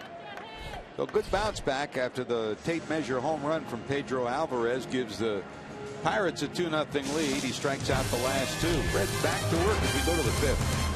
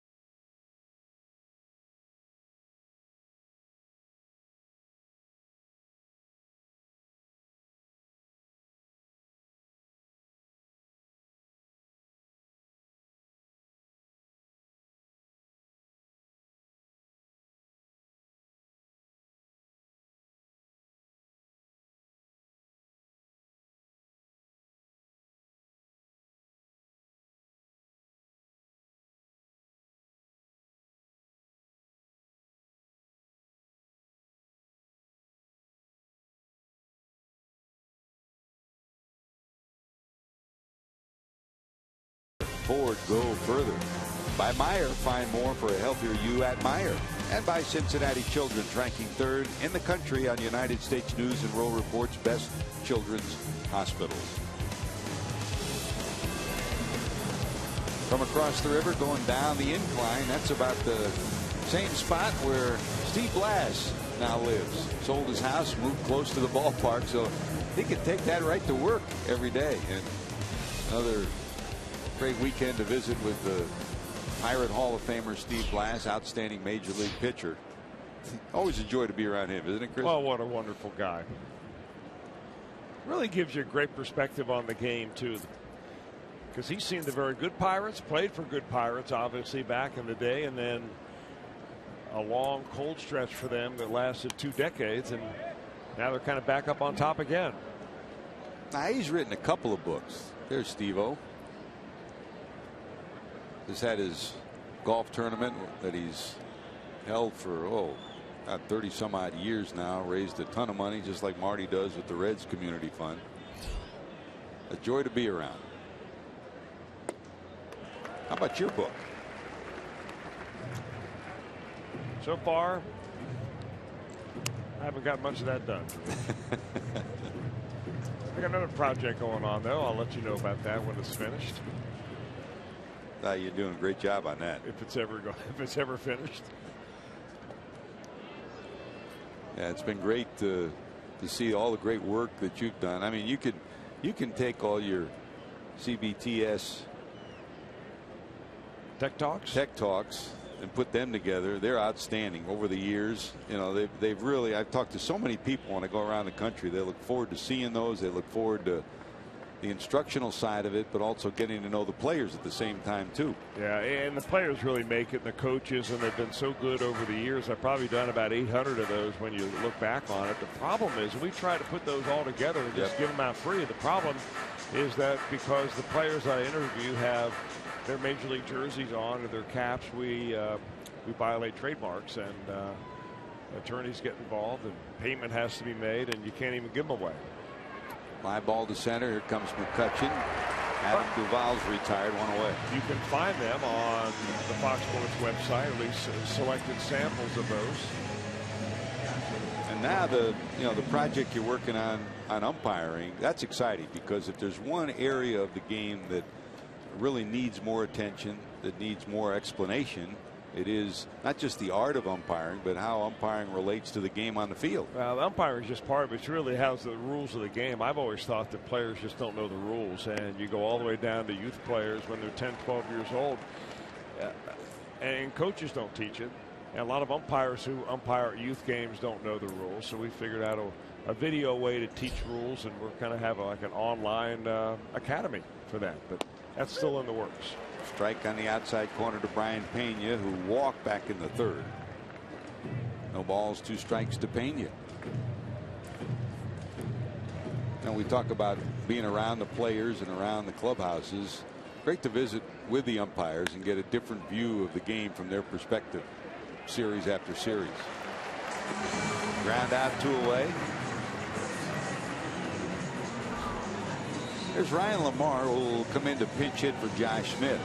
He's been battling a hamstring problem, but just this weekend, after having it tested first on Friday by the Reds training staff, he went out with Paul Lessard and Steve Ballman to see if they thought the hamstring was completely healed. He said he's available to pinch hit.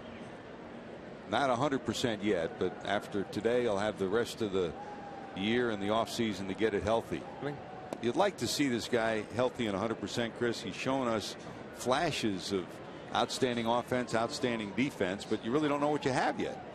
Well, and it really unfortunate for him to be injured when he did, because you don't know if he's going to get much of a chance going forward to show what he could do at the major league level. I mean, while you're here, that's when you seize the opportunity. You have an injury you can't avoid, of course, and it can really set you back. 1 ball, 1 strike to Ryan. What we've seen out of Lamar is that he plays very good defense. An excellent defender. He's got a nice arm, runs well. We just haven't seen the offense come around.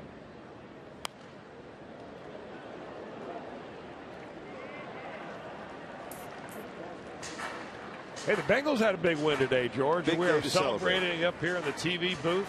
We're hanging our Who Dey hanky right off the front of the TV booth, and man, I like that thing. I was waving it around earlier and showing all the Pittsburgh fans. I don't think the Pittsburgh fans really like that, especially after their tough Thursday night loss to the Baltimore Ravens. And the Bengals clearly in control of the division right now. It'd be nice to see a long run for Marvin Lewis and the Bengals. Sure if they stay healthy and Dalton continues to play the way he's playing, they can go all the way. They can win the Super Bowl. Playing great football right now. Hit pretty good right center field. At the warning track, though, is McCutchen, and he'll haul it in. Lamar gives it a pretty good ride, but 3 straight down in the 5th inning. We're heading to the bottom of 5 in Pittsburgh. 2-0 Buccos.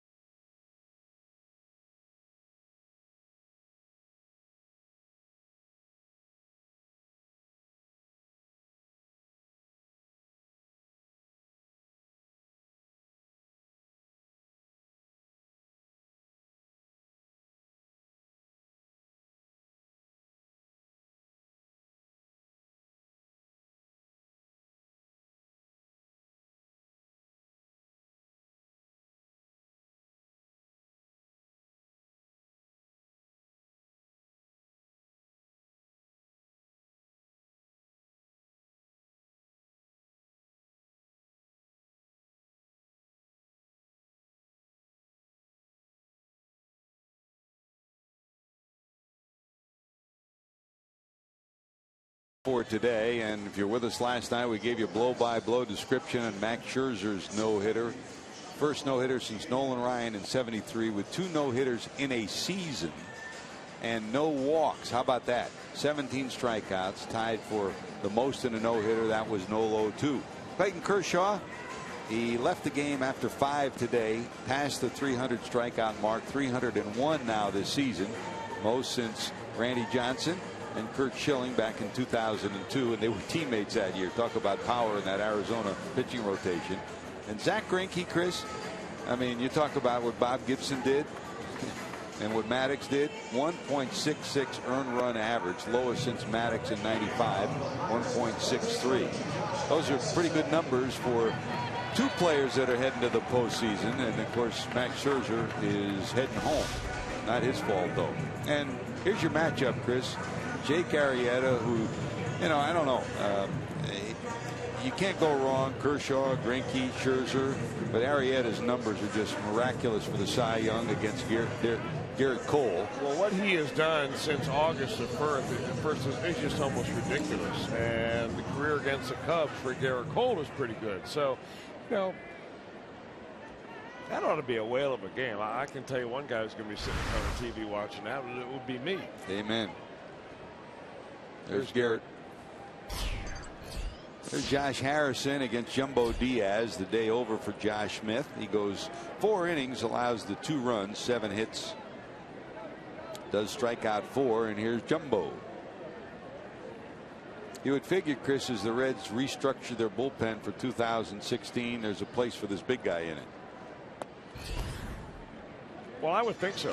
I mean, I know that there'll be some new people down in that bullpen, and it really will remain to be seen what happens, if anything, to Aroldis Chapman. That will be a spot that'll be very difficult to replace. But, you know, you need guys that be the bridge to your closer. And, you know, there was a while there that we thought Jumbo was going to slip right into that spot and stick there, and it didn't happen. He was eventually sent down to minor leagues this year for about 5 or 6 weeks, and when he came back, was back on track. Those are the most appearances by Reds relievers this year.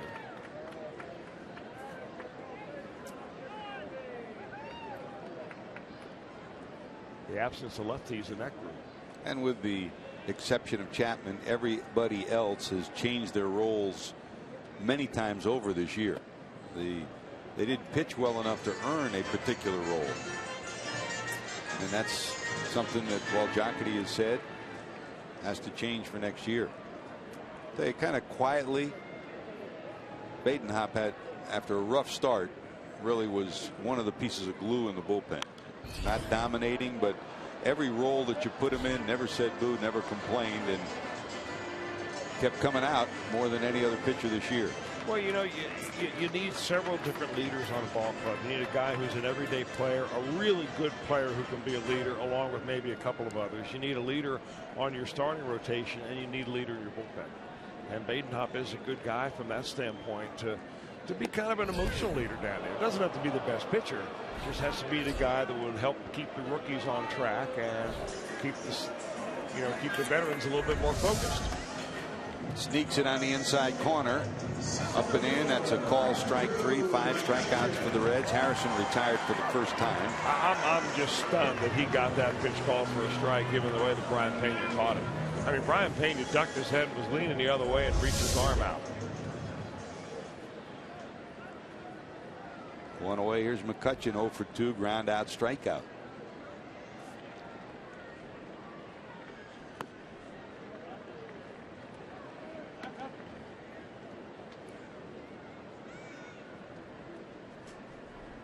Texas now leading the Angels 3-2 in the 6th inning in that showdown in Arlington, after trailing for the last 4 innings 2-1.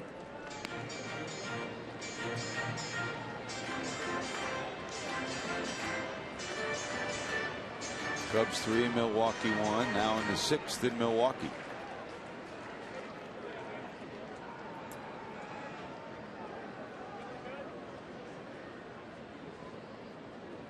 A couple other news and notes. Chris, we send our best thoughts to La Grande Orange, Rusty Staub, on a trip to England.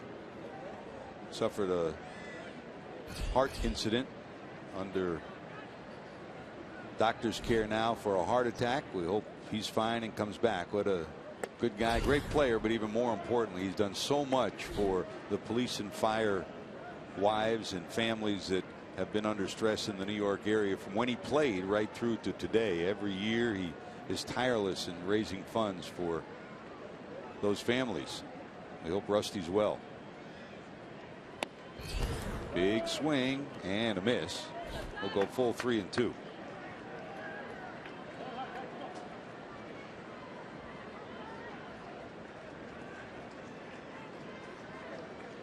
There are times Jumbo comes in and he is dominant.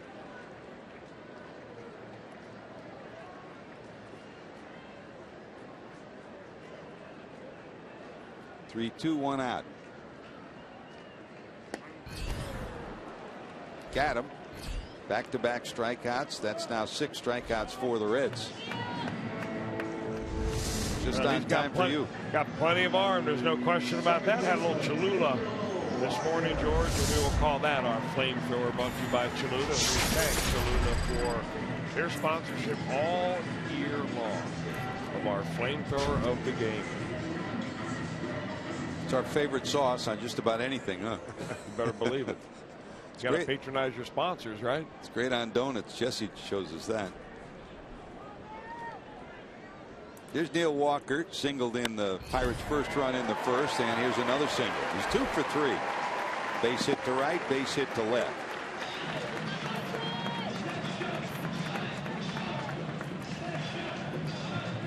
Now we talk about the baseball season coming to its conclusion. The Blue Jackets ready to go to work, but don't forget the Cavs. The Cavs open the exhibition season Wednesday night at the CIN Center on Xavier's campus against the Atlanta Hawks. All the action begins at 7 right here on the home of the Cavs, Fox Sports Ohio.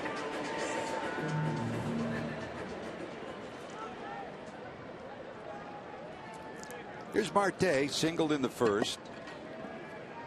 Robbed of a hit on a nice play by Frazier in the third, and he's up here with 2 outs and 1 on in the 5th.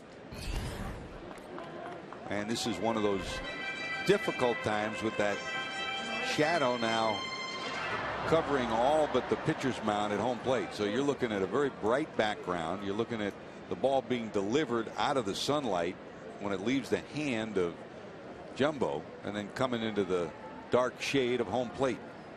Good time to pitch. The old days. There goes the runner. Will they get there in time? Great job. Walker trying to pick the pocket of the catcher, Brian Pena, and the second baseman, but Pena unloads it. Frazier gets there, base runner cut down.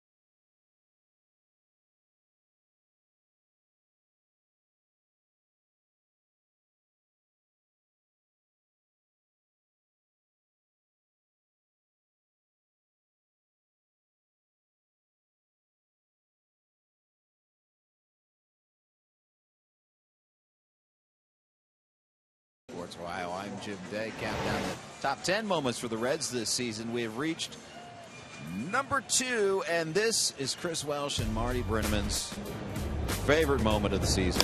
Jay Bruce, last homestand, finally wins a new truck for a fan. They changed the rules to have it. So if anyone hit it into the moon deck, and that guy won it, Rafael Gonzalez, you know it's all about giving. And they gave away a Toyota to that man. And Jay Bruce provided the home run for it. And that is moment number 2 for Chris Welch. Thank you, Jim Day. Boy, you had a lot of hot moments to deliberate over. But I'm glad you came around, because that was a very special moment for Rafael especially. And he owned a Toyota before that. I wish we had a Toyota a week to give away, George. What do you think? Jesse could arrange that. I say we party every year like it's the All-Star game in Cincinnati, and we give away a Toyota every week. Rafael was one happy camper, and even happier the next day. He got to meet Jay Bruce, the family did, and a guy who and pick up the keys to the and truck. pick up those keys. That's a bit. You know, the truck. You look at it out there, you don't realize how far away it is. That's a big truck, man. Swing and a miss. Bourgeois, leadoff hitter, retired for the 3rd time. Flied out, bounced out, and strikes out here in the 6th for Happ. That's strikeout number 6, and here comes Eugenio Suarez batting second.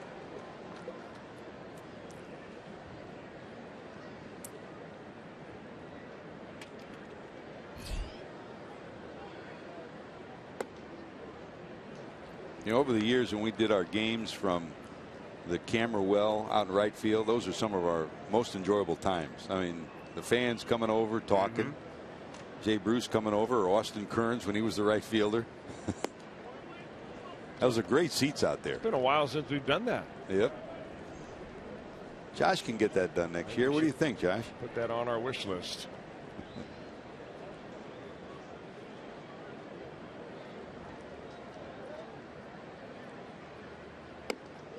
That's a strike. 2 balls and 1 strike. The only difference, if we do it next year, one guy will be missing. That's Dickie Moss. Somehow he got it ready. Maybe he'll make a guest appearance. Yeah, we'll do it if Dickie will come in. Maybe we can get him to come. That's a strike. 2 and 2. 54 years doing engineering work, starting with Marty Brenneman and the radio side, and all the years with us. What a special guy. A wonderful person and a great professional. Gave us joy every time. Well, Happ's got it working here. 2 straight strikeouts.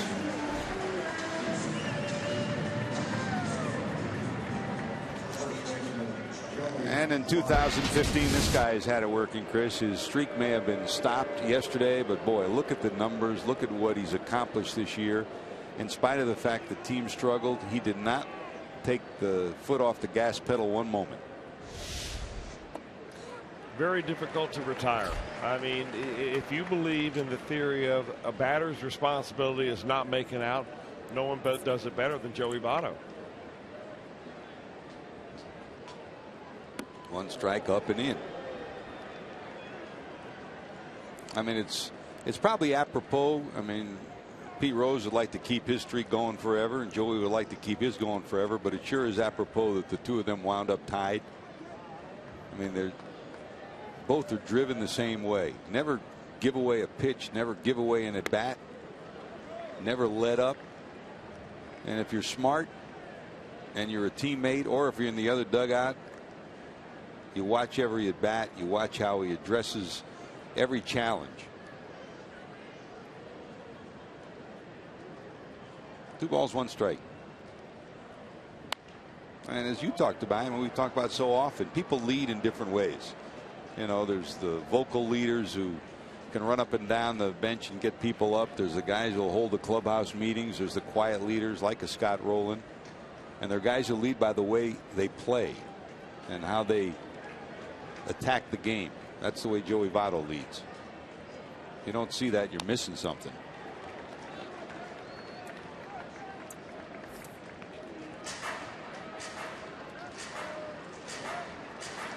And it doesn't just start sitting at the plate. It's the hours working out. It's the hours looking at video. The time spent with Rob Coughlin. Well, he takes it to a whole new level. I mean, not only looking at video of the pitcher that's starting that night, but every one of the relievers that might be in the ball game.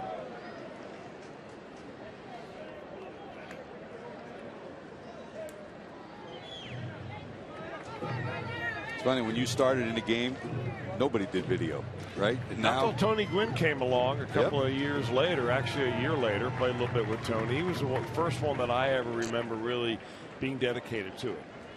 Of course, now it's on your phone. They can give you downloads of every at bat you've ever had against every pitcher, sorted the way you want. So it's there if you want it, because teams now are dedicated to, video analysis, sabermetric analysis more than they've ever been before. And the Reds are right there with a lot of other ball clubs in that. They may not be at the forefront, but they're certainly catching up quickly in the area of analysis. If you don't do it, you're going to be left in the dust. 2 balls, 2 strikes to Votto. Reds trail 2-0 here in the 6th. Now, I still have a 15-minute feature I did with Tony Gwynn in 1984. When he started doing video, nobody was doing what he started to do. His wife Alicia used to tape the games on an old VCR. She would come on the road with him and sit in the motel or the hotel room, and you'd get grainy video, but he'd still go back and break it down, and that's the way it started back in the dark ages of video.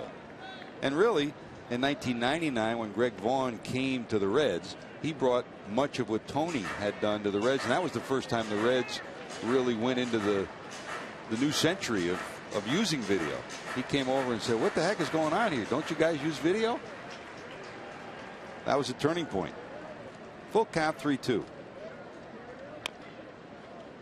Of course, it was also the turning point for maybe something equally as important to Reds fans about that. That was the first of the facial hair.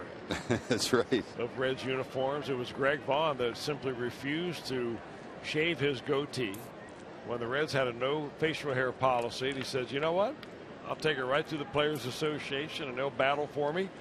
And that was the end of that argument. He did clean it up. The guy started growing beards at that point.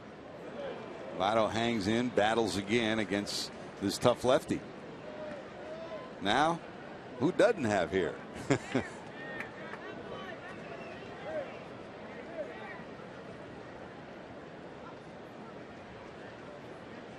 Well, Joey doesn't.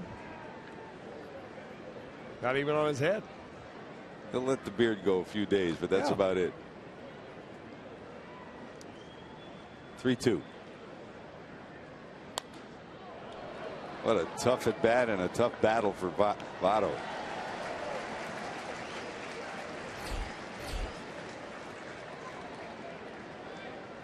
He's had a couple 14-15 pitch at bats, and this one is going to rival it. If you weren't with us last night, kind of a touching moment when A.J. Burnett took the mound and he faced him in the first inning for the first time. Look, they got eye contact. He tipped his cap to him and saluted him for the career of A.J. Burnett. And he'll win this battle, so he starts a new streak.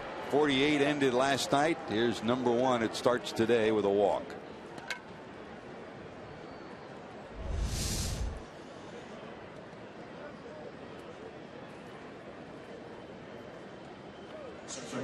That's prolonging an at bat, huh? Everything's right around the plate. And taking a pitch that really wasn't all that far out of the strike zone. Very confident that it was ball 4.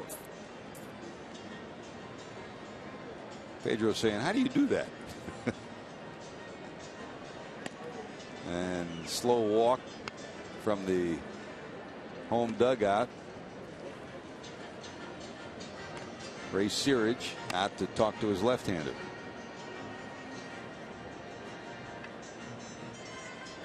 Now past the 90 pitch mark, and that'll get activity up in the Pirates bullpen and the Reds bullpen too. While we have a moment, a reminder, you can give your holiday party a big league feel with one of the unique events at Great American Ballpark. Capture the tradition of the Reds along with the most spectacular views in the area. For more information, visit reds.com/events.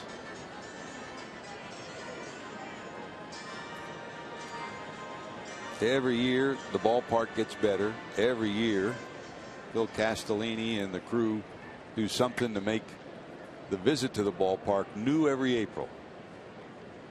And I'll have something cooking next year too. Here's Brandon. Phillips bounced out, flied out 0 for 2.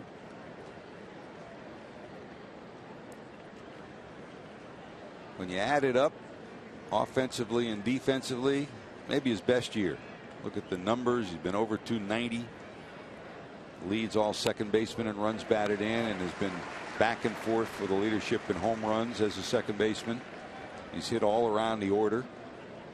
And as usual, as Jim Day showed you, he's come up with some highlight reel defensive plays at second. 1 ball, 1 strike. That's a strike.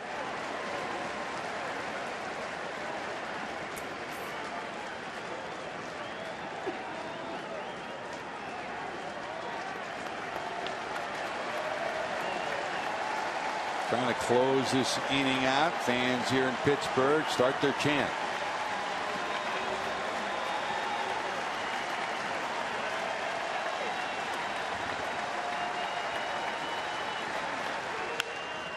Fouled off down the right field line and out of play.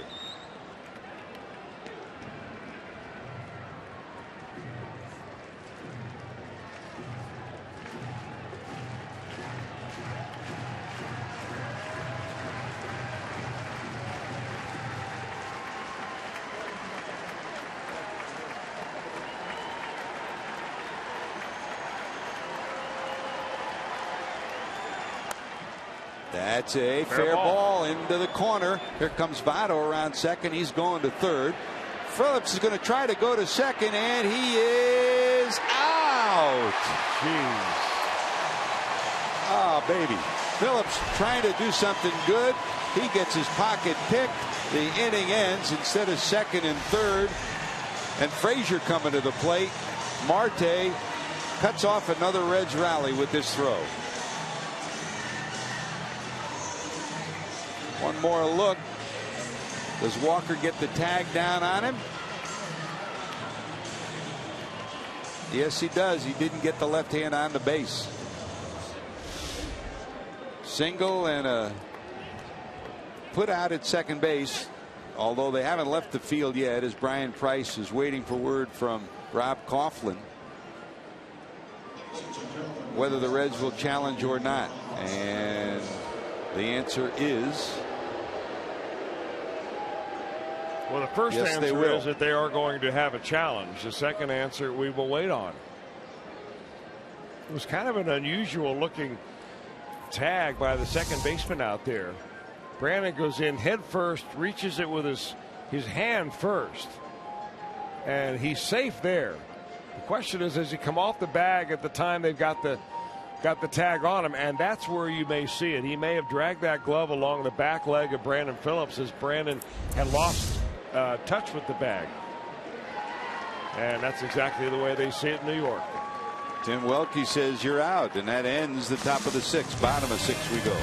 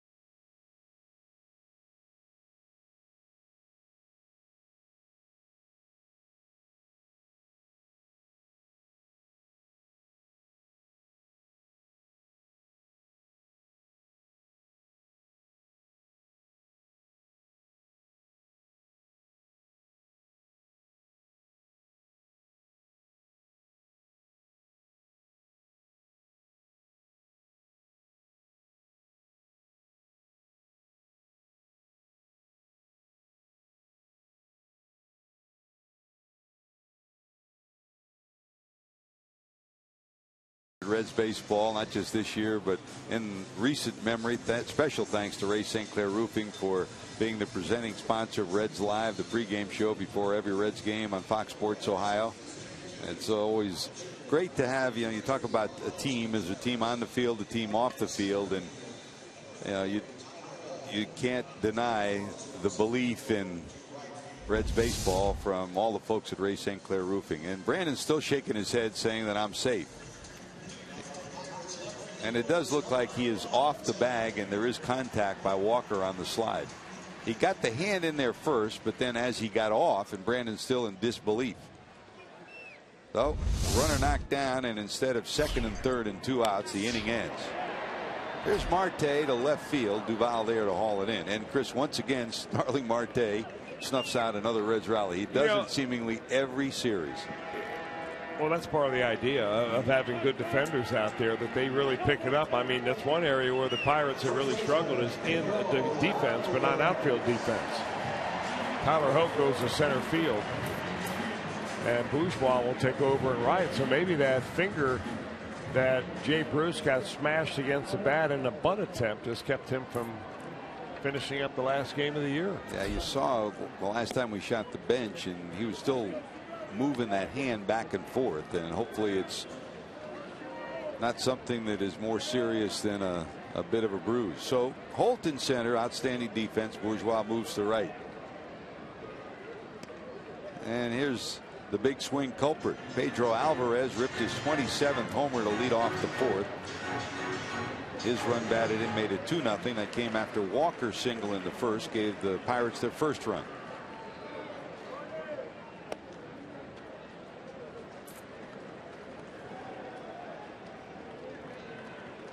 Carlos Contreras takes over on the mound, so Jumbo Diaz worked an inning of 2 strikeouts. Contreras here in the 6th. Down to first. That is a foul ball.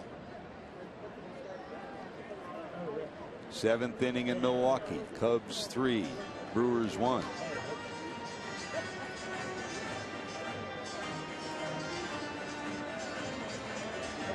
And if you missed it late last night with the Dodgers win and the Mets loss, the Dodgers have home field advantage for the National League Division Series.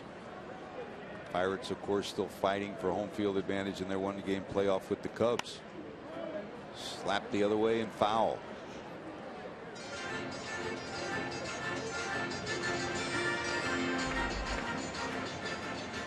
Kansas City and Toronto battling for home field advantage throughout the playoffs. The Royals lead in the 6th over Minnesota 5-1. And Tampa Bay leads Toronto 12-1.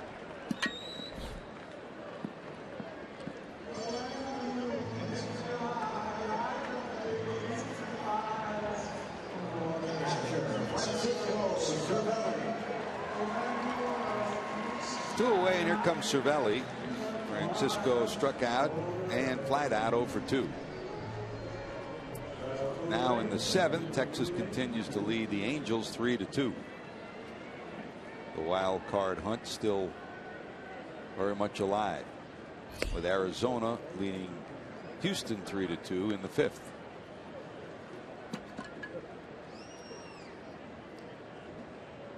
Doubleheader in Atlanta. Braves won the first 6-0 over the Cardinals, and they're underway in the 2nd. That's the toughest, to play a doubleheader on this last day.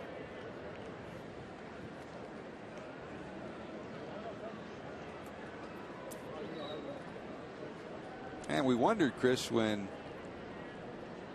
Marlon Byrd left here and went to San Francisco, if Marlon, who was on a pace to get his 550 plate appearances, if he would, which would guarantee his contract for next year. And it doesn't look like that's going to happen.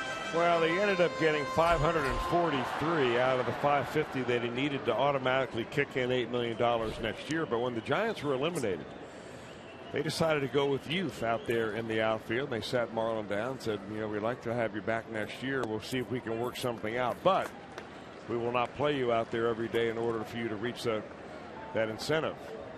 That's always a sticky thing when you have that type of a bonus in a contract.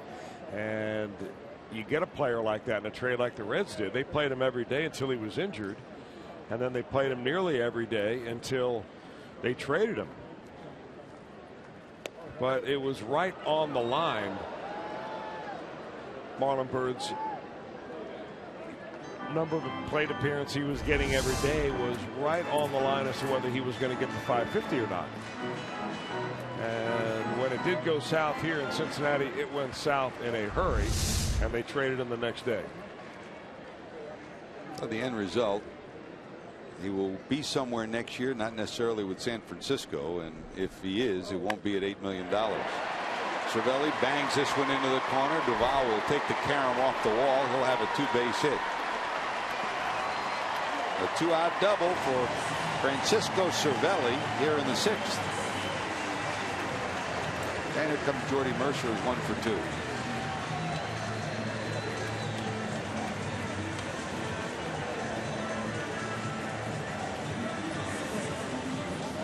So we know it's going to be the Mets against the Dodgers in the division series. Who do you like in that series? I like the Dodgers in that series. I know you like the Mets. You know the whole story of the Mets is really nice, and the Dodgers. That story is such that how can they fail? They've spent so much money on that payroll. But I'm a Don Mattingly fan. I like to see him have some success out there because. Me too. It's been a stressful year for him, even though it's been a winning year. And the home field, again, in that situation, makes a difference when you're traveling cross country. Cervelli off second. 1 strike to Mercer. And it's 0-2.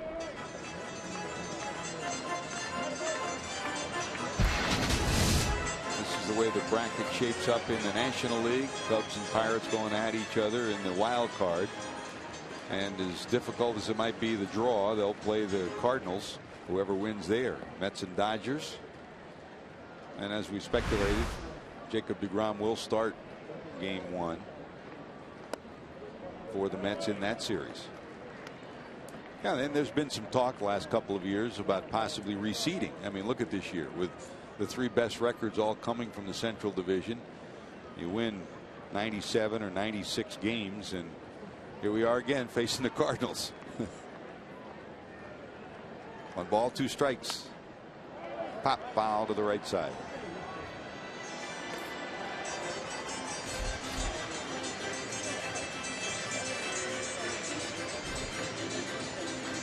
Pitcher spot due up next. Activity in the bullpen. Joaquin Soria, who certainly has helped a good bullpen get better since he came over. Another trading deadline addition. This one will get a run in down the line. 2 hops to the wall. Bobbled by Duvall, but stopping at second will be Mercer. So the guy who's in there for his defense provides 2 big hits, a single and this double. The double plates Cervelli, and it's 3-0 Pittsburgh.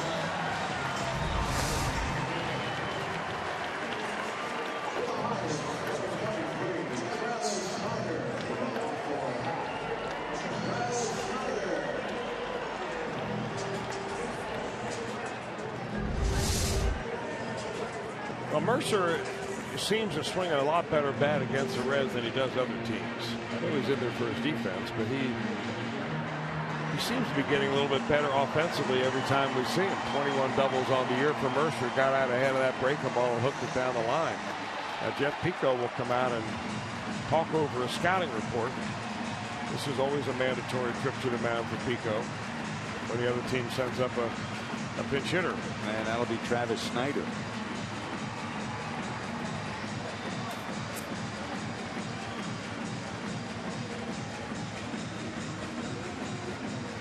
So Jay Happ staked to a 3-0 lead.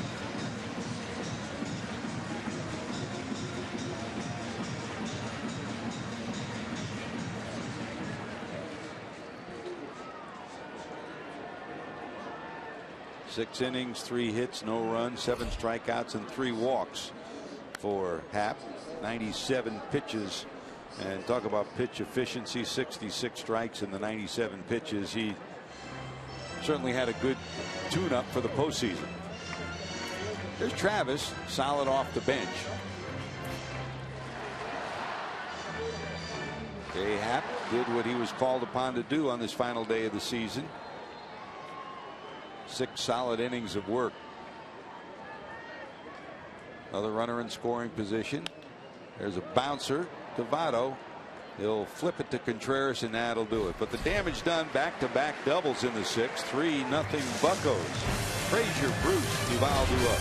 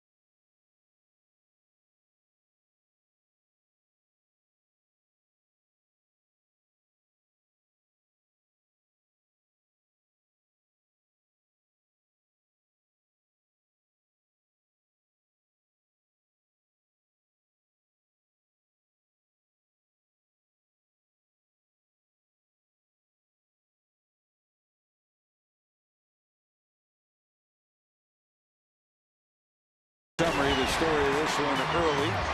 A base hit by Neil Walker chases home Josh Harrison, who started the rally with a double in the 1st, and a big-time home run from Pedro Alvarez in the 4th. His 27th of the year made it 2-0 Pittsburgh. Add another run in the 5th inning on back-to-back doubles. The first by Cervelli, the second by Jordy Mercer. 3-0. That's your scoreboard total for the Buccos, trying to clinch home field against the Cubs in that 1-game playoff. So the line, 3 runs, 10 hits now for the Pirates. No one has committed a miscue for Pittsburgh. For the Reds, no runs, only 3 hits. For the Reds, the hits have come from Brandon Phillips in the 6th inning. A base hit for Frazier and a base hit for Jay Bruce. Sean Rodriguez enters the game at first base, and Joaquim Soria will take over on the mound. Here's Todd Frazier.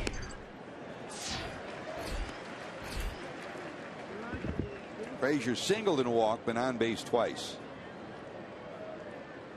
The Reds have had 2 runners cut down on the bases. Frazier advanced to second, but when he tried to steal third, was thrown out with 2 runners on in the 2nd for the final out of the inning. And then Brandon Phillips, after a walk to Votto with 2 outs, single to left, tried to stretch it to a double. He was thrown out by Starling Marte. You know, 2 different plays, certainly, and the same outcome, but 2 really different opinions that I have on those. One, I don't like the play by Frazier at all, and I do like the play by Phillips. I mean, Phillips is trying to put himself in scoring position, and at that point, which is a 2-run game. And the way the Reds offense was going against Jay Happ, they weren't getting much going. So you get a second runner in scoring position, you have a chance with 2 outs to score them. You don't want to make that third out of third, and that's one of those baseball commandments that really make a lot of sense. And having said that, the other side of the coin is Starling Marte's thrown out more base runners than anybody else in the league from left field, and he's burned the Reds time and time again. Here's Holt in for Jay Bruce, who injured his finger trying to bunt and left the game. Tyler picked up on waivers from the Indians organization when he was dropped from the 40-man roster. Shows some outstanding defensive capabilities at 26 years of age, still young enough, Chris, to make an impact. Up and down with the Indians a couple of times, and with the Reds so far this year 1 for 10, but already a couple of fine plays.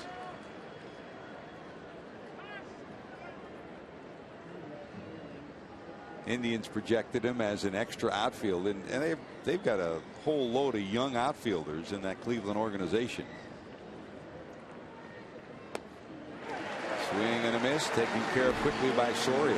You know, the one thing that the Pirates have in their bullpen when they go into this part of the game and beyond, they bring in veteran relief pitchers that have had a lot of experience in closing out ball games. I mean, the guy out there right now, Joakim Soria, you know, between Kansas City and Texas, a little bit in Detroit, he has 230 career save opportunities, and he's converted over 200 of those. So he's been out there, game on the line, tight situation, time after time after time throughout his major league career. He's not been thrown into the 7th inning just because he's got a good arm. And when you make up a bullpen, and a championship caliber bullpen, those are the things that you have to factor in.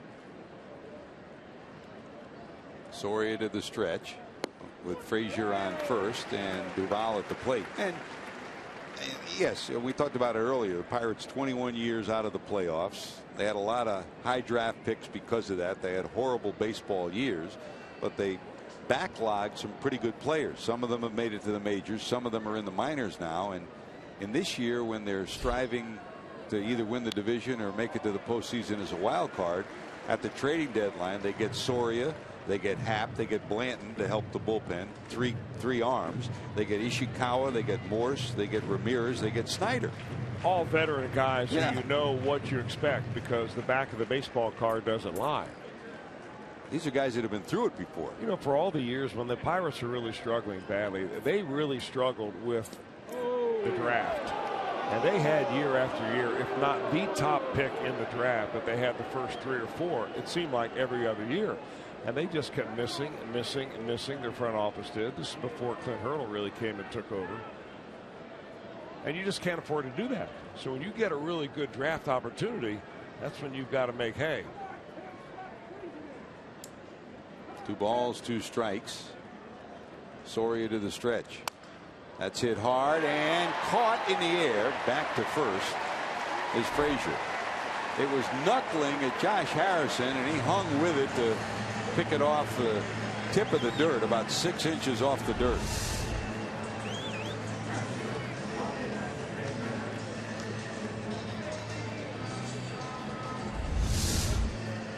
So 2 away, and here's Pena, the switch hitting catcher, who walked and bounced out.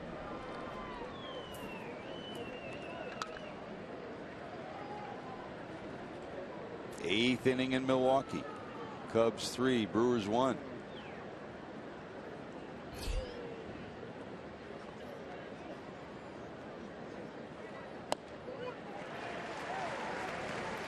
You know, and with those moves comes a better bullpen, and they already have the #1 bullpen in the league, and a better bench during the regular season. The biggest challenge for Neil Huntington, his staff, and Clint Hurdle is making that postseason roster and trying to pick the right guys on it. They've got some tough decisions to make.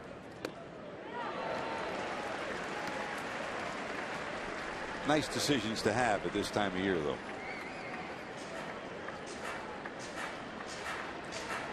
No balls, 2 strikes to Pena.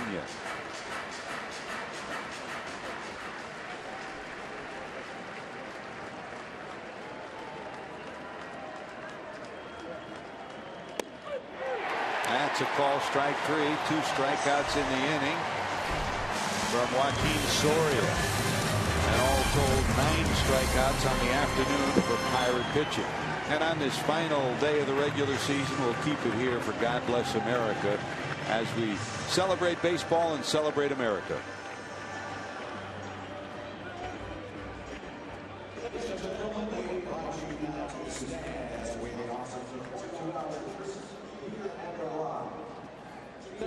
The Pirates Pirates and Sport Clips are proud to salute Staff Sergeant E6 Bruce Jackson of the United States Army. Sergeant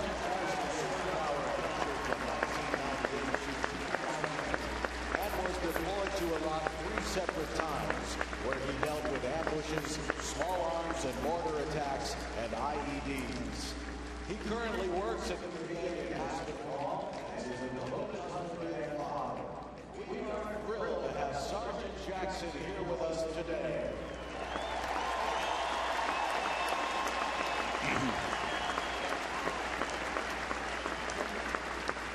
And now here to lead us with God Bless America is a group from St. Gabriel's School Choir.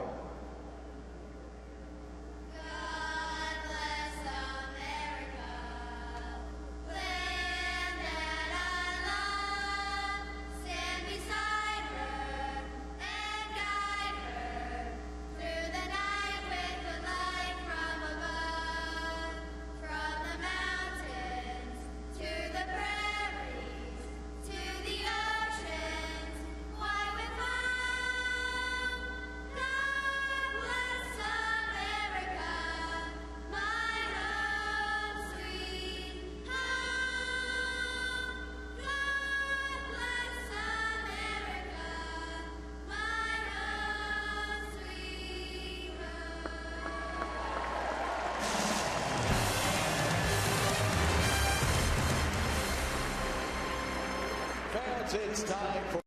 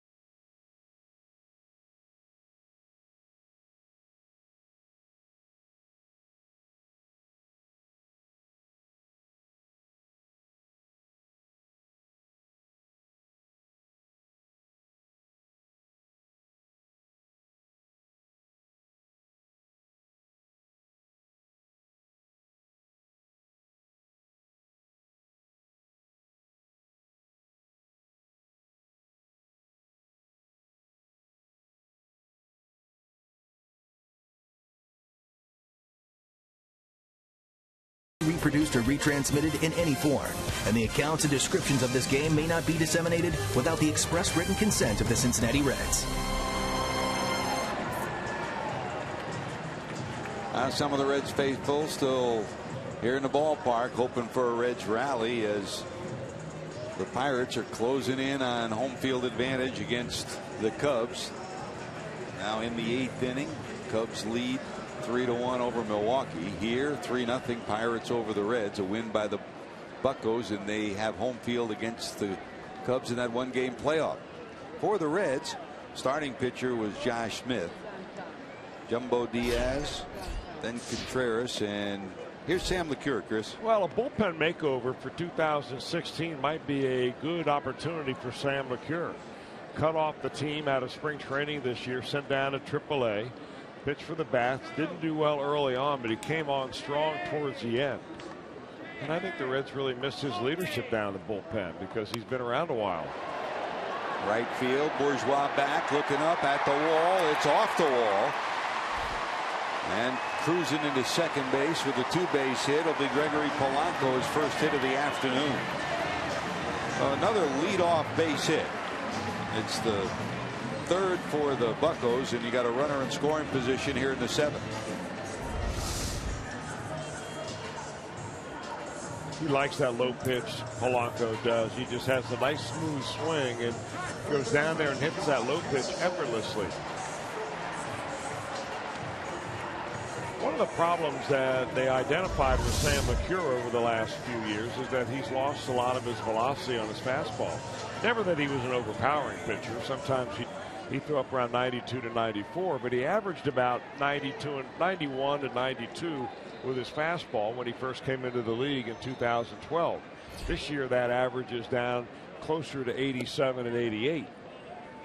It doesn't sound like much, but to a hitter, it's a lot easier to adjust something that's even 3 miles an hour slower.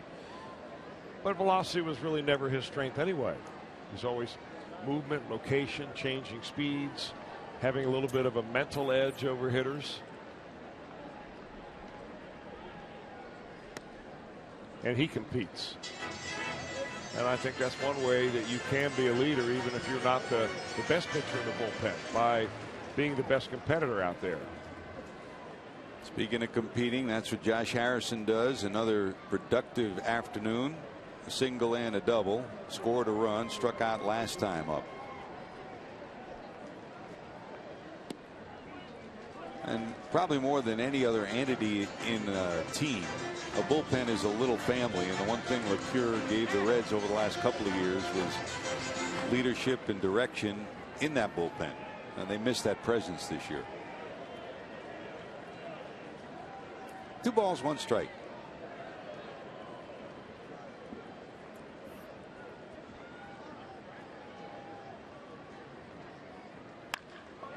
Right field, tagging is Polanco. Will Bourgeois get there? No, he won't. A run's going to score. Here's Harrison. He winds around second, but slams on the brakes. As it turns out, the ball is dropped. Probably would have gotten there, but he's got his second double of the ball game, his 3rd hit. And Josh Harrison, the Cincinnati native, is dismantling the Reds on this final day of the season. Well, Harrison was all set to go to third base until he rounded second, picked up the third base coach, and there he saw the stop sign. So not only can he hit, but he's coachable too. He needs a chin strap for that helmet.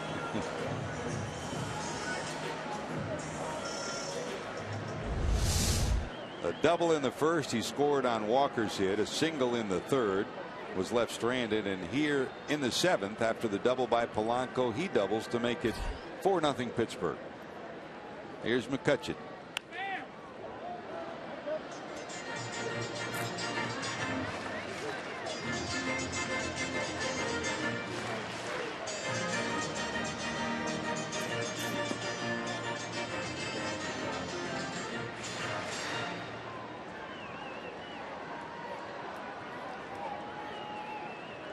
McCutchen grounded out his first time up, struck out and struck out, up for the 4th time.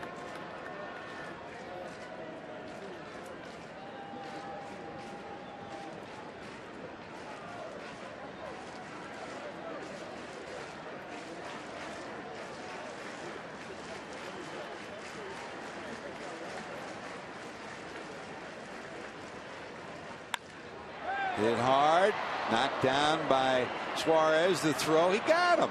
What a play by Eugenio Suarez. A great stop to start with, and he gets the speedy McCutchen by a step at first.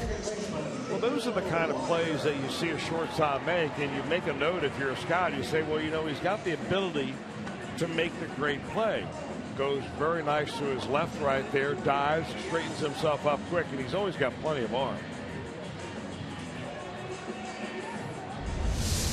Defensively, the shortcomings of Suarez are not the great plays. It's the consistency of the routine plays, and of course at 24 years old you expect that to get better. There's Walker. Neal 2 for 3, singled in a run in the first. Sometimes mechanics, sometimes concentration, but earlier in your career, something that both of those are correctable, and he spent a lot of time with Freddie Benavides since he's been with the Reds.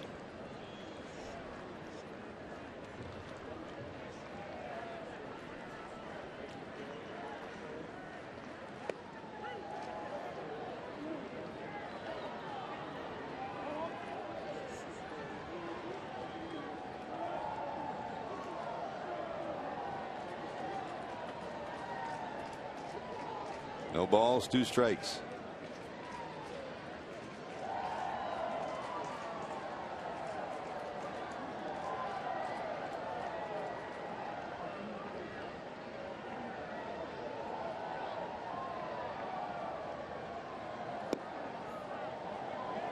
Missing down and in.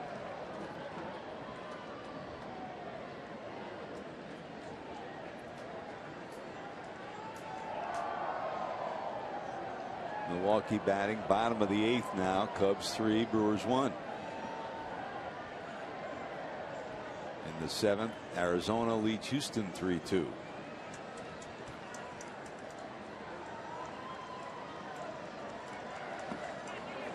Did he go?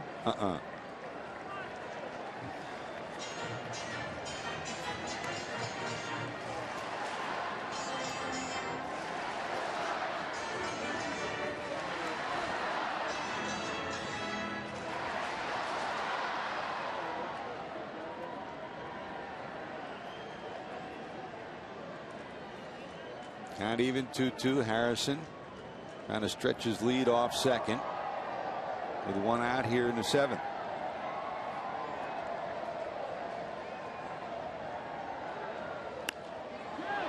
Center field.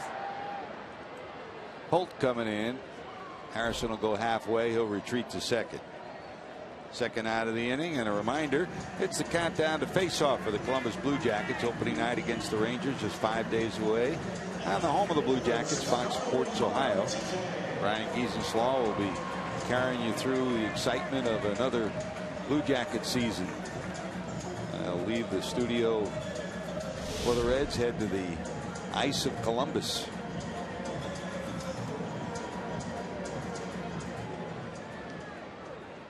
There's Marte, single, robbed of a hit by Frazier, and then lined to left. And again, his defense outstanding. He gunned down Brandon Phillips trying to stretch a single into a double. For one of 4 great plays against the Reds defensively this year. 2 of them directly led to Pirate victories. Against LeCure overall, 2 for 7.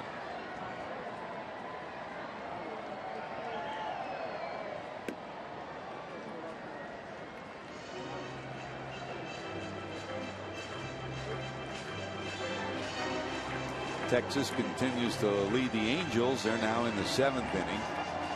9-2 the score there now.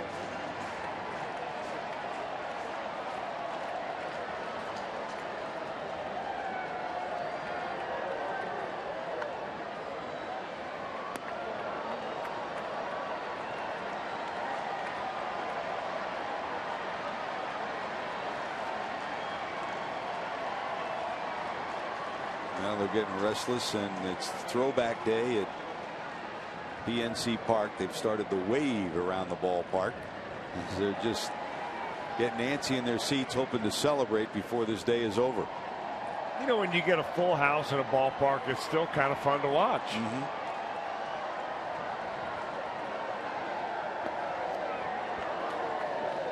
Breaking ball misses 3-0.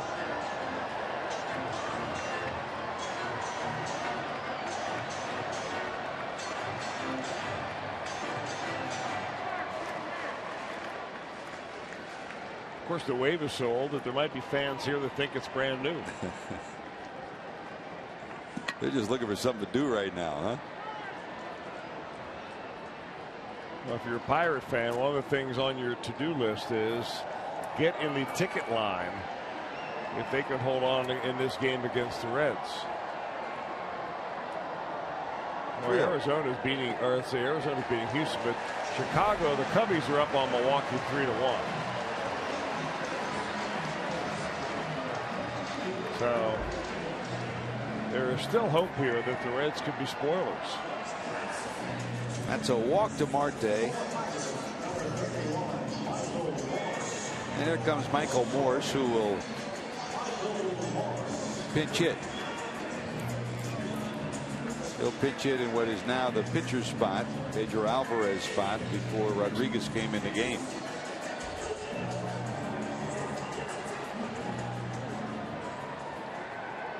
Big time power from Michael. Another trade deadline addition. He could play some first base. He can pinch hit. He'll provide some home run power. Reds have handled him more often than not.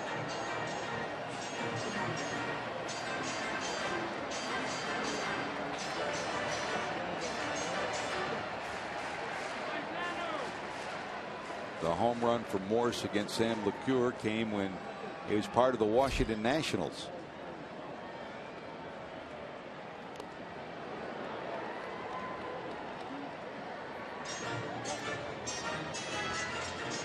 We were talking about him the other day, Chris. Kind of reminds you a little bit of Dave Kingman when he swings, doesn't he? He's got a big swing, and you know he's hunting that fastball for a long ball. He's normally used primarily against left-handed pitching.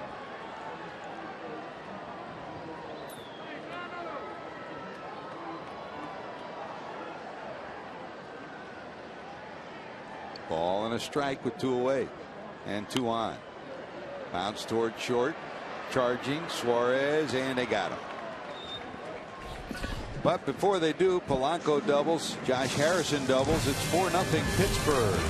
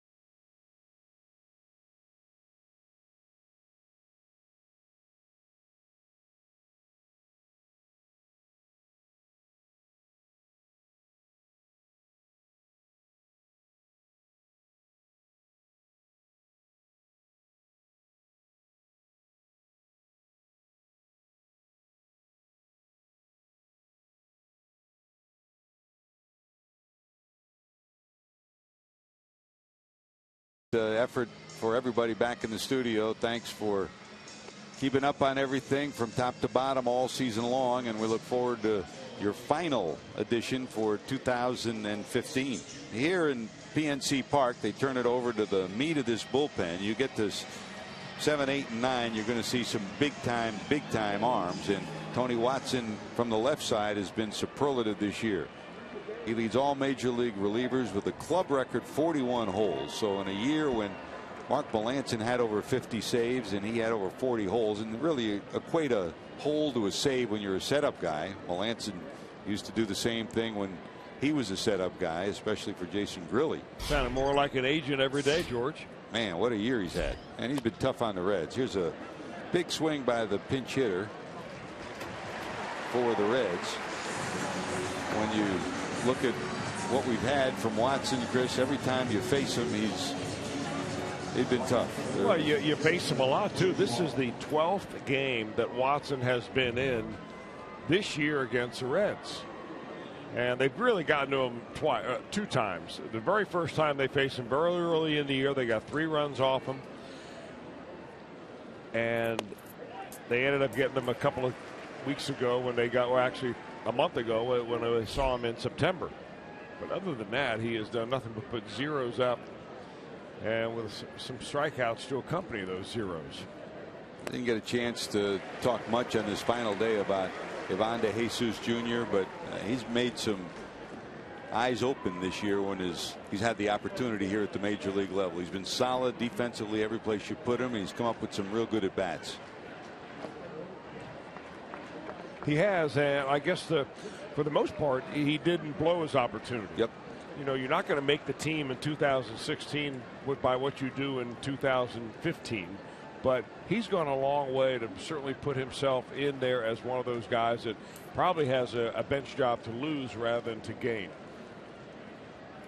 Just like his dad, he plays the game the right way, does everything fundamentally correct. I mean, he didn't have tools that jump off the charts at you, but when you watch him play, you like what you see more and more every day. Here's Jason Bourgeois, 0 for 3, flied out, bounced out, struck out.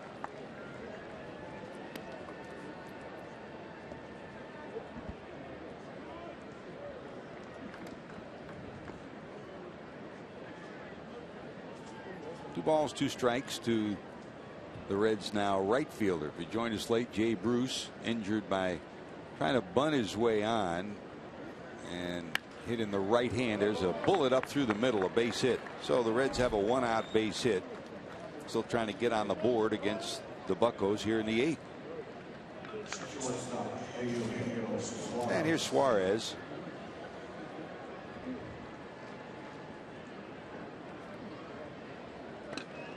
Rodriguez at first, very versatile defensively and a good pinch hitter off the bench as well. Suarez trying to end the year with a positive note at the plate. Struck out swinging twice, struck out looking. Speaking of an impression, he impressed not just the Reds, but every scout, National League scout, that hadn't seen him after his days in the American League with the way he swings the bat. There's a bolt to left field, but there's Marte. He'll track it down like he's riding a bike. Now, what a great first step break. He made it look easy. 2 away. And here's Votto.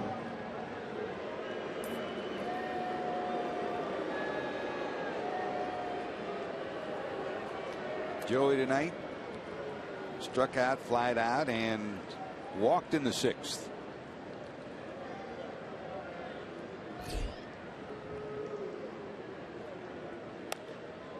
No one wants to be on that list, but the Players Association, the Major League Baseball Players Association, came out with their finalists for their postseason awards, and the former MVP was listed as one of the 3 finalists for Comeback Player of the Year. You don't want to be on that list, but with the year he's had after what he came back from last year, he's back, Chris. I think that was a big question in spring training, but there's no doubt about it. Well, I mean, it took him a while to make sure that he was 100% before he deemed himself ready to play, but when he deemed himself ready, he has certainly done exactly what you'd expect from Joey Votto on a good year.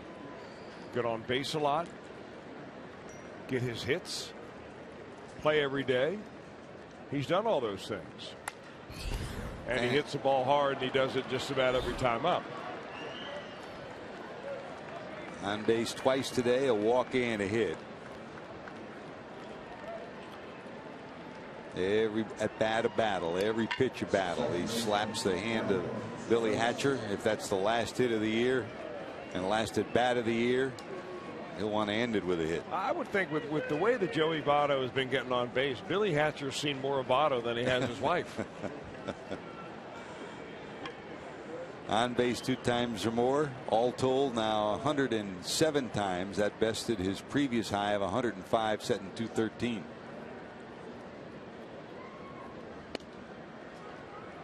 Here's Brandon. Bounced out, flied out, singled, and then thrown out trying to stretch it to 2.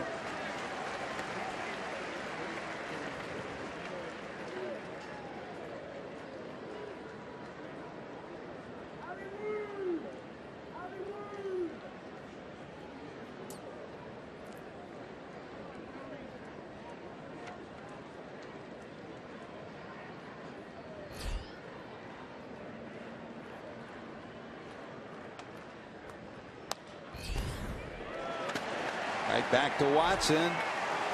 Over to Rodriguez, and that'll do it. Reds have 3 more outs to try to erase this Bucco lead. To the bottom of 8 we go.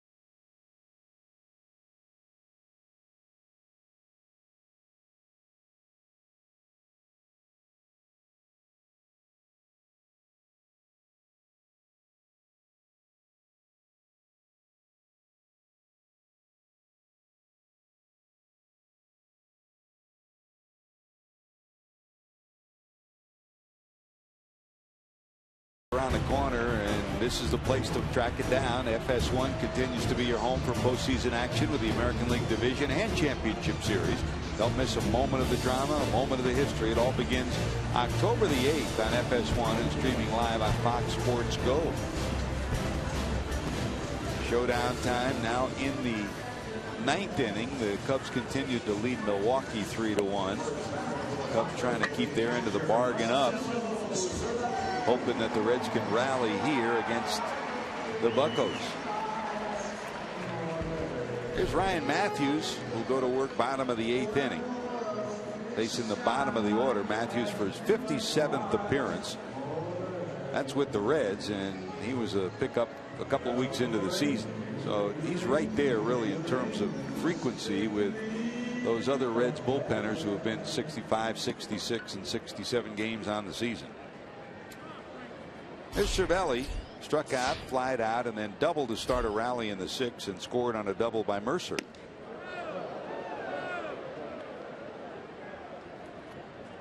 Texas 9, Angels 2. Now in the 8th inning in Texas. Texas win, and they've got the Western Division title. And here in Pittsburgh, Chris, that'll be welcome news. Jeff Bannister, the former, longtime first, he was just a regular coach, then a bench coach, and Clint Hurdle spoke so highly of him to the Rangers when they made their decision, and one of those baseball lifers that you respect as a person and respect as a baseball guy. A lot of people will be happy for him. Very much so. 1 ball, 1 strike. Just like Pete Buchanan, who finally got a regular job in Philadelphia. Very often, after being an interim manager 3 times, I think Banny had finally thought the opportunity would never come. And when it did, it was perfect for him. He goes back to his home in Texas, and he's rallied the Rangers with a win. They'll win the West. A lot of people thought they were out and done. Cervelli, 2 good at bats his last 2 times out, a double, and this bloop to right. He's 2 for 4. Now, Cervelli's last at bat was in the 6th inning, so it doesn't qualify. But we mentioned early on that from the 7th inning on, there's not a player in baseball with a higher batting average than Francisco Cervelli at .353 when it gets to be late in the ball game. Hey, don't forget, you can register now for this year's Prestige Auto Visual and Creative Services Reds Community Fund Celebrity Poker Tournament.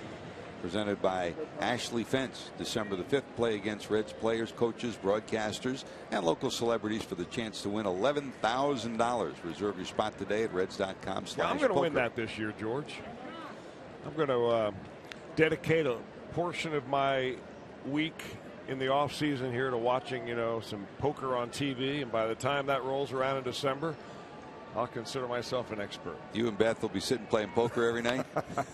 Well, one of us will, and the other will have a poker face. You can get Frazier to teach you. Although Frazier will be busy in December. New baby coming. Yes, he will. That's a big addition to the Frazier family. Of course, he's got his brothers around there. I was talking to his dad, Charlie, a little bit last night. So grandma and grandpa right in the area. A few families came in for the final game.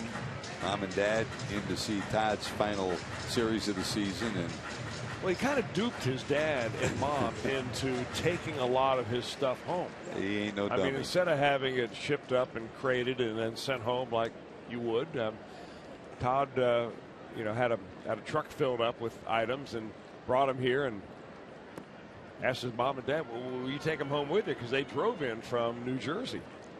He ain't no dummy. And Charlie, his dad, was telling me, well, there's just enough room left in the truck to sit a driver and a passenger, and that's about it.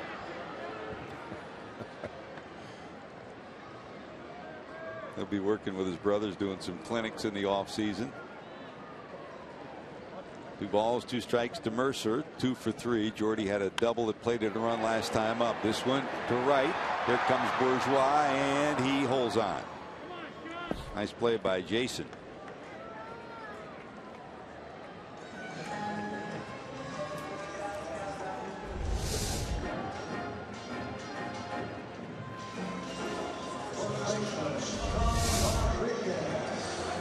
Solid at all 3 outfield positions. He started in center today, moved to right when Holt came in. And in case you weren't with us earlier in the game, Jay Bruce had to leave the game after being hit on the finger when he was trying to bunt his way on. No report on that injury as yet. We hope not serious, so that it sidetracks his plans for the offseason. Here's Rodriguez hitting in the 9th spot.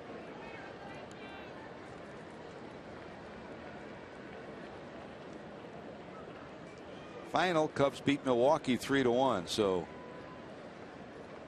Joe Madden's crew watching this one with intense interest, hoping that the Reds can rally and pull this one off. Land Hurdle hoping it stays where it is, so the Cubs would hop a plane and head here for the 1-game playoff. This one hit pretty good to left. Duvall back. It'll stay in the park, though. He'll haul it in for the 2nd out. I can't think of 2 stadiums that would be more raucous than Wrigley Field or this one, Chris, for a wild card game. So this is probably one of the most important scenarios that is going to take place in the postseason.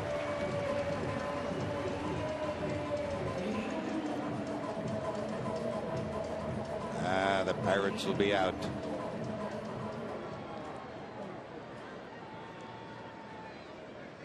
That's a new look Pirate hat, huh? Bubblegum special. Polanco bloops this one into center. Holt, good step there to nail it down. Reds, one last shot at it. We're going to the 9th. Frazier will lead it off, and Jim Day will have the #1 play of the year next.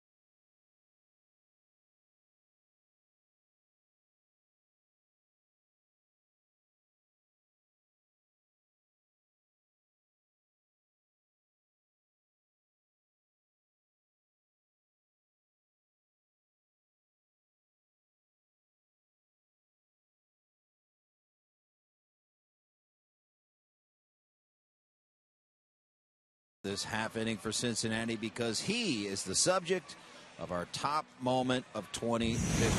Was there any doubt what this would be, even though it was an exhibition, a home run hitting contest, but he stole the show at the home run derby. In his home park, it was almost as if it was scripted. Great American Ballpark was electric on this night as Frazier seemingly beat the clock and barely advanced each round, and in the end took home the hardware with his son Blake in his arms.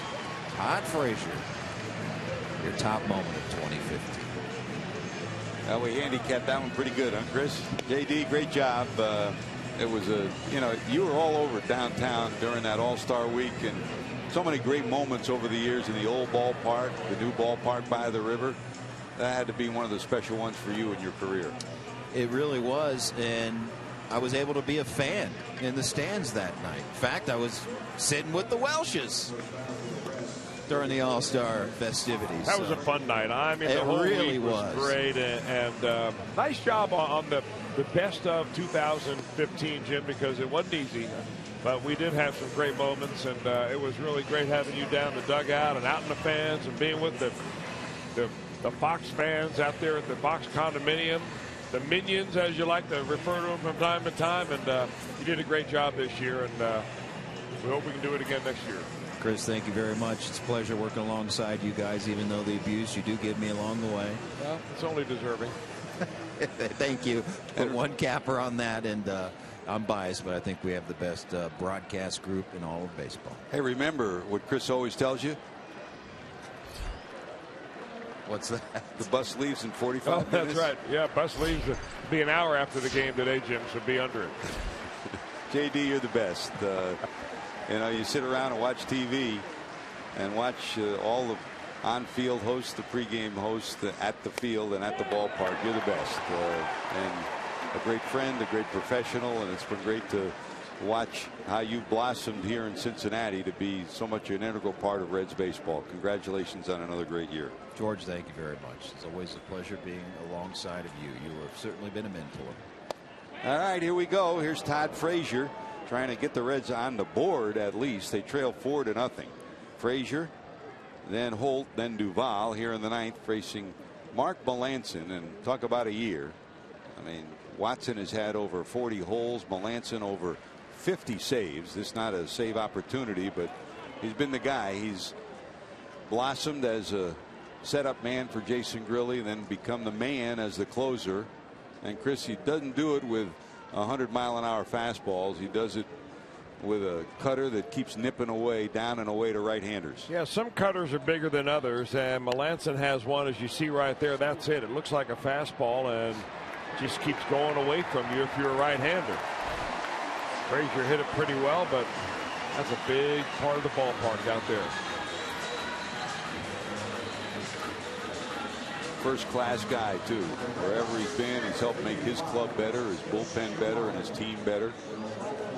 Does so much work with the Players Trust, the Major League Baseball Players Association organization that from one end of the country to the other helps those that are unfortunate for different reason and helps young blossoming high school students become better as well.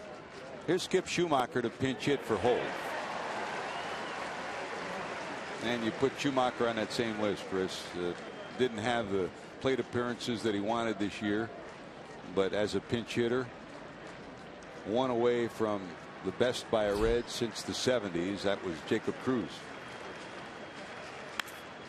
Line drive, right field, and another great break by a Pirate outfielder. Polanco gloves it. There's two away. That's been the way it's been for 55 this year. Another ball hit right on the button, but Polanco hauls it in. So the Pirates 1 out away from clinching home field advantage against the Cubs. With Adam Duvall coming to the plate, we'll let the Pirate fans here at PNC Park tell you the story of this at bat.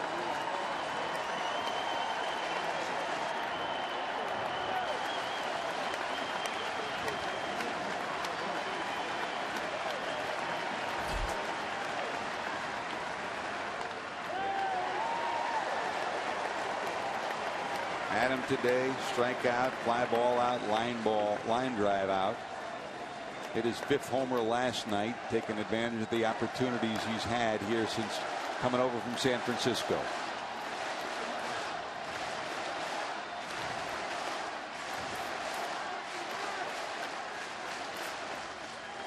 Let's go Bucks, the chant here at PNC Park. 35,362, a new season mark for the Pirates here at PNC. 2.4 million. Hoping to do it again against the Cubs in the wild card game.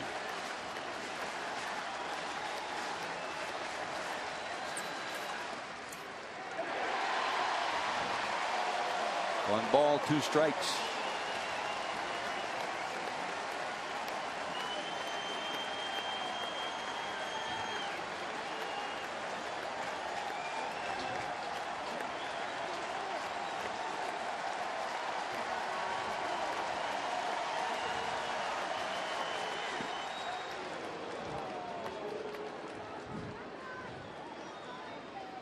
Cubs have won 3-1 over Milwaukee.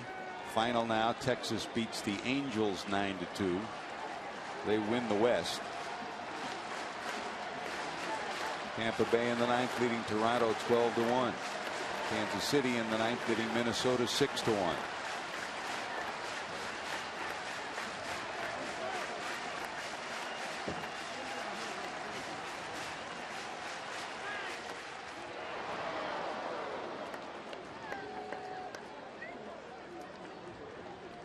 Kind of a bats, Chris, that make young players grow up a little bit in situations like this, huh? Well, you know, I'm sure he's thinking his only goal right here is to not be the last out of the game.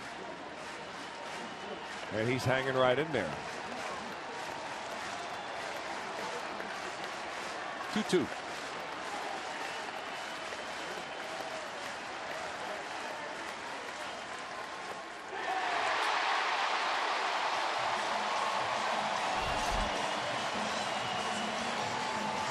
It's up to Garrett Cole. He'll get the ball for the Pirates against Jake Arrieta. Melanson and Cervelli celebrate as the Pirates head to the wild card game for the 3rd straight year. They'll turn it over to that big right-hander. A big deep breath for him. Get ready, because Jake Arrieta's coming to town. That shapes up, Chris, as a dandy matchup. Well, it will really be a great matchup, George. You figure it'll be a game dominated by the #1 pitchers on each team.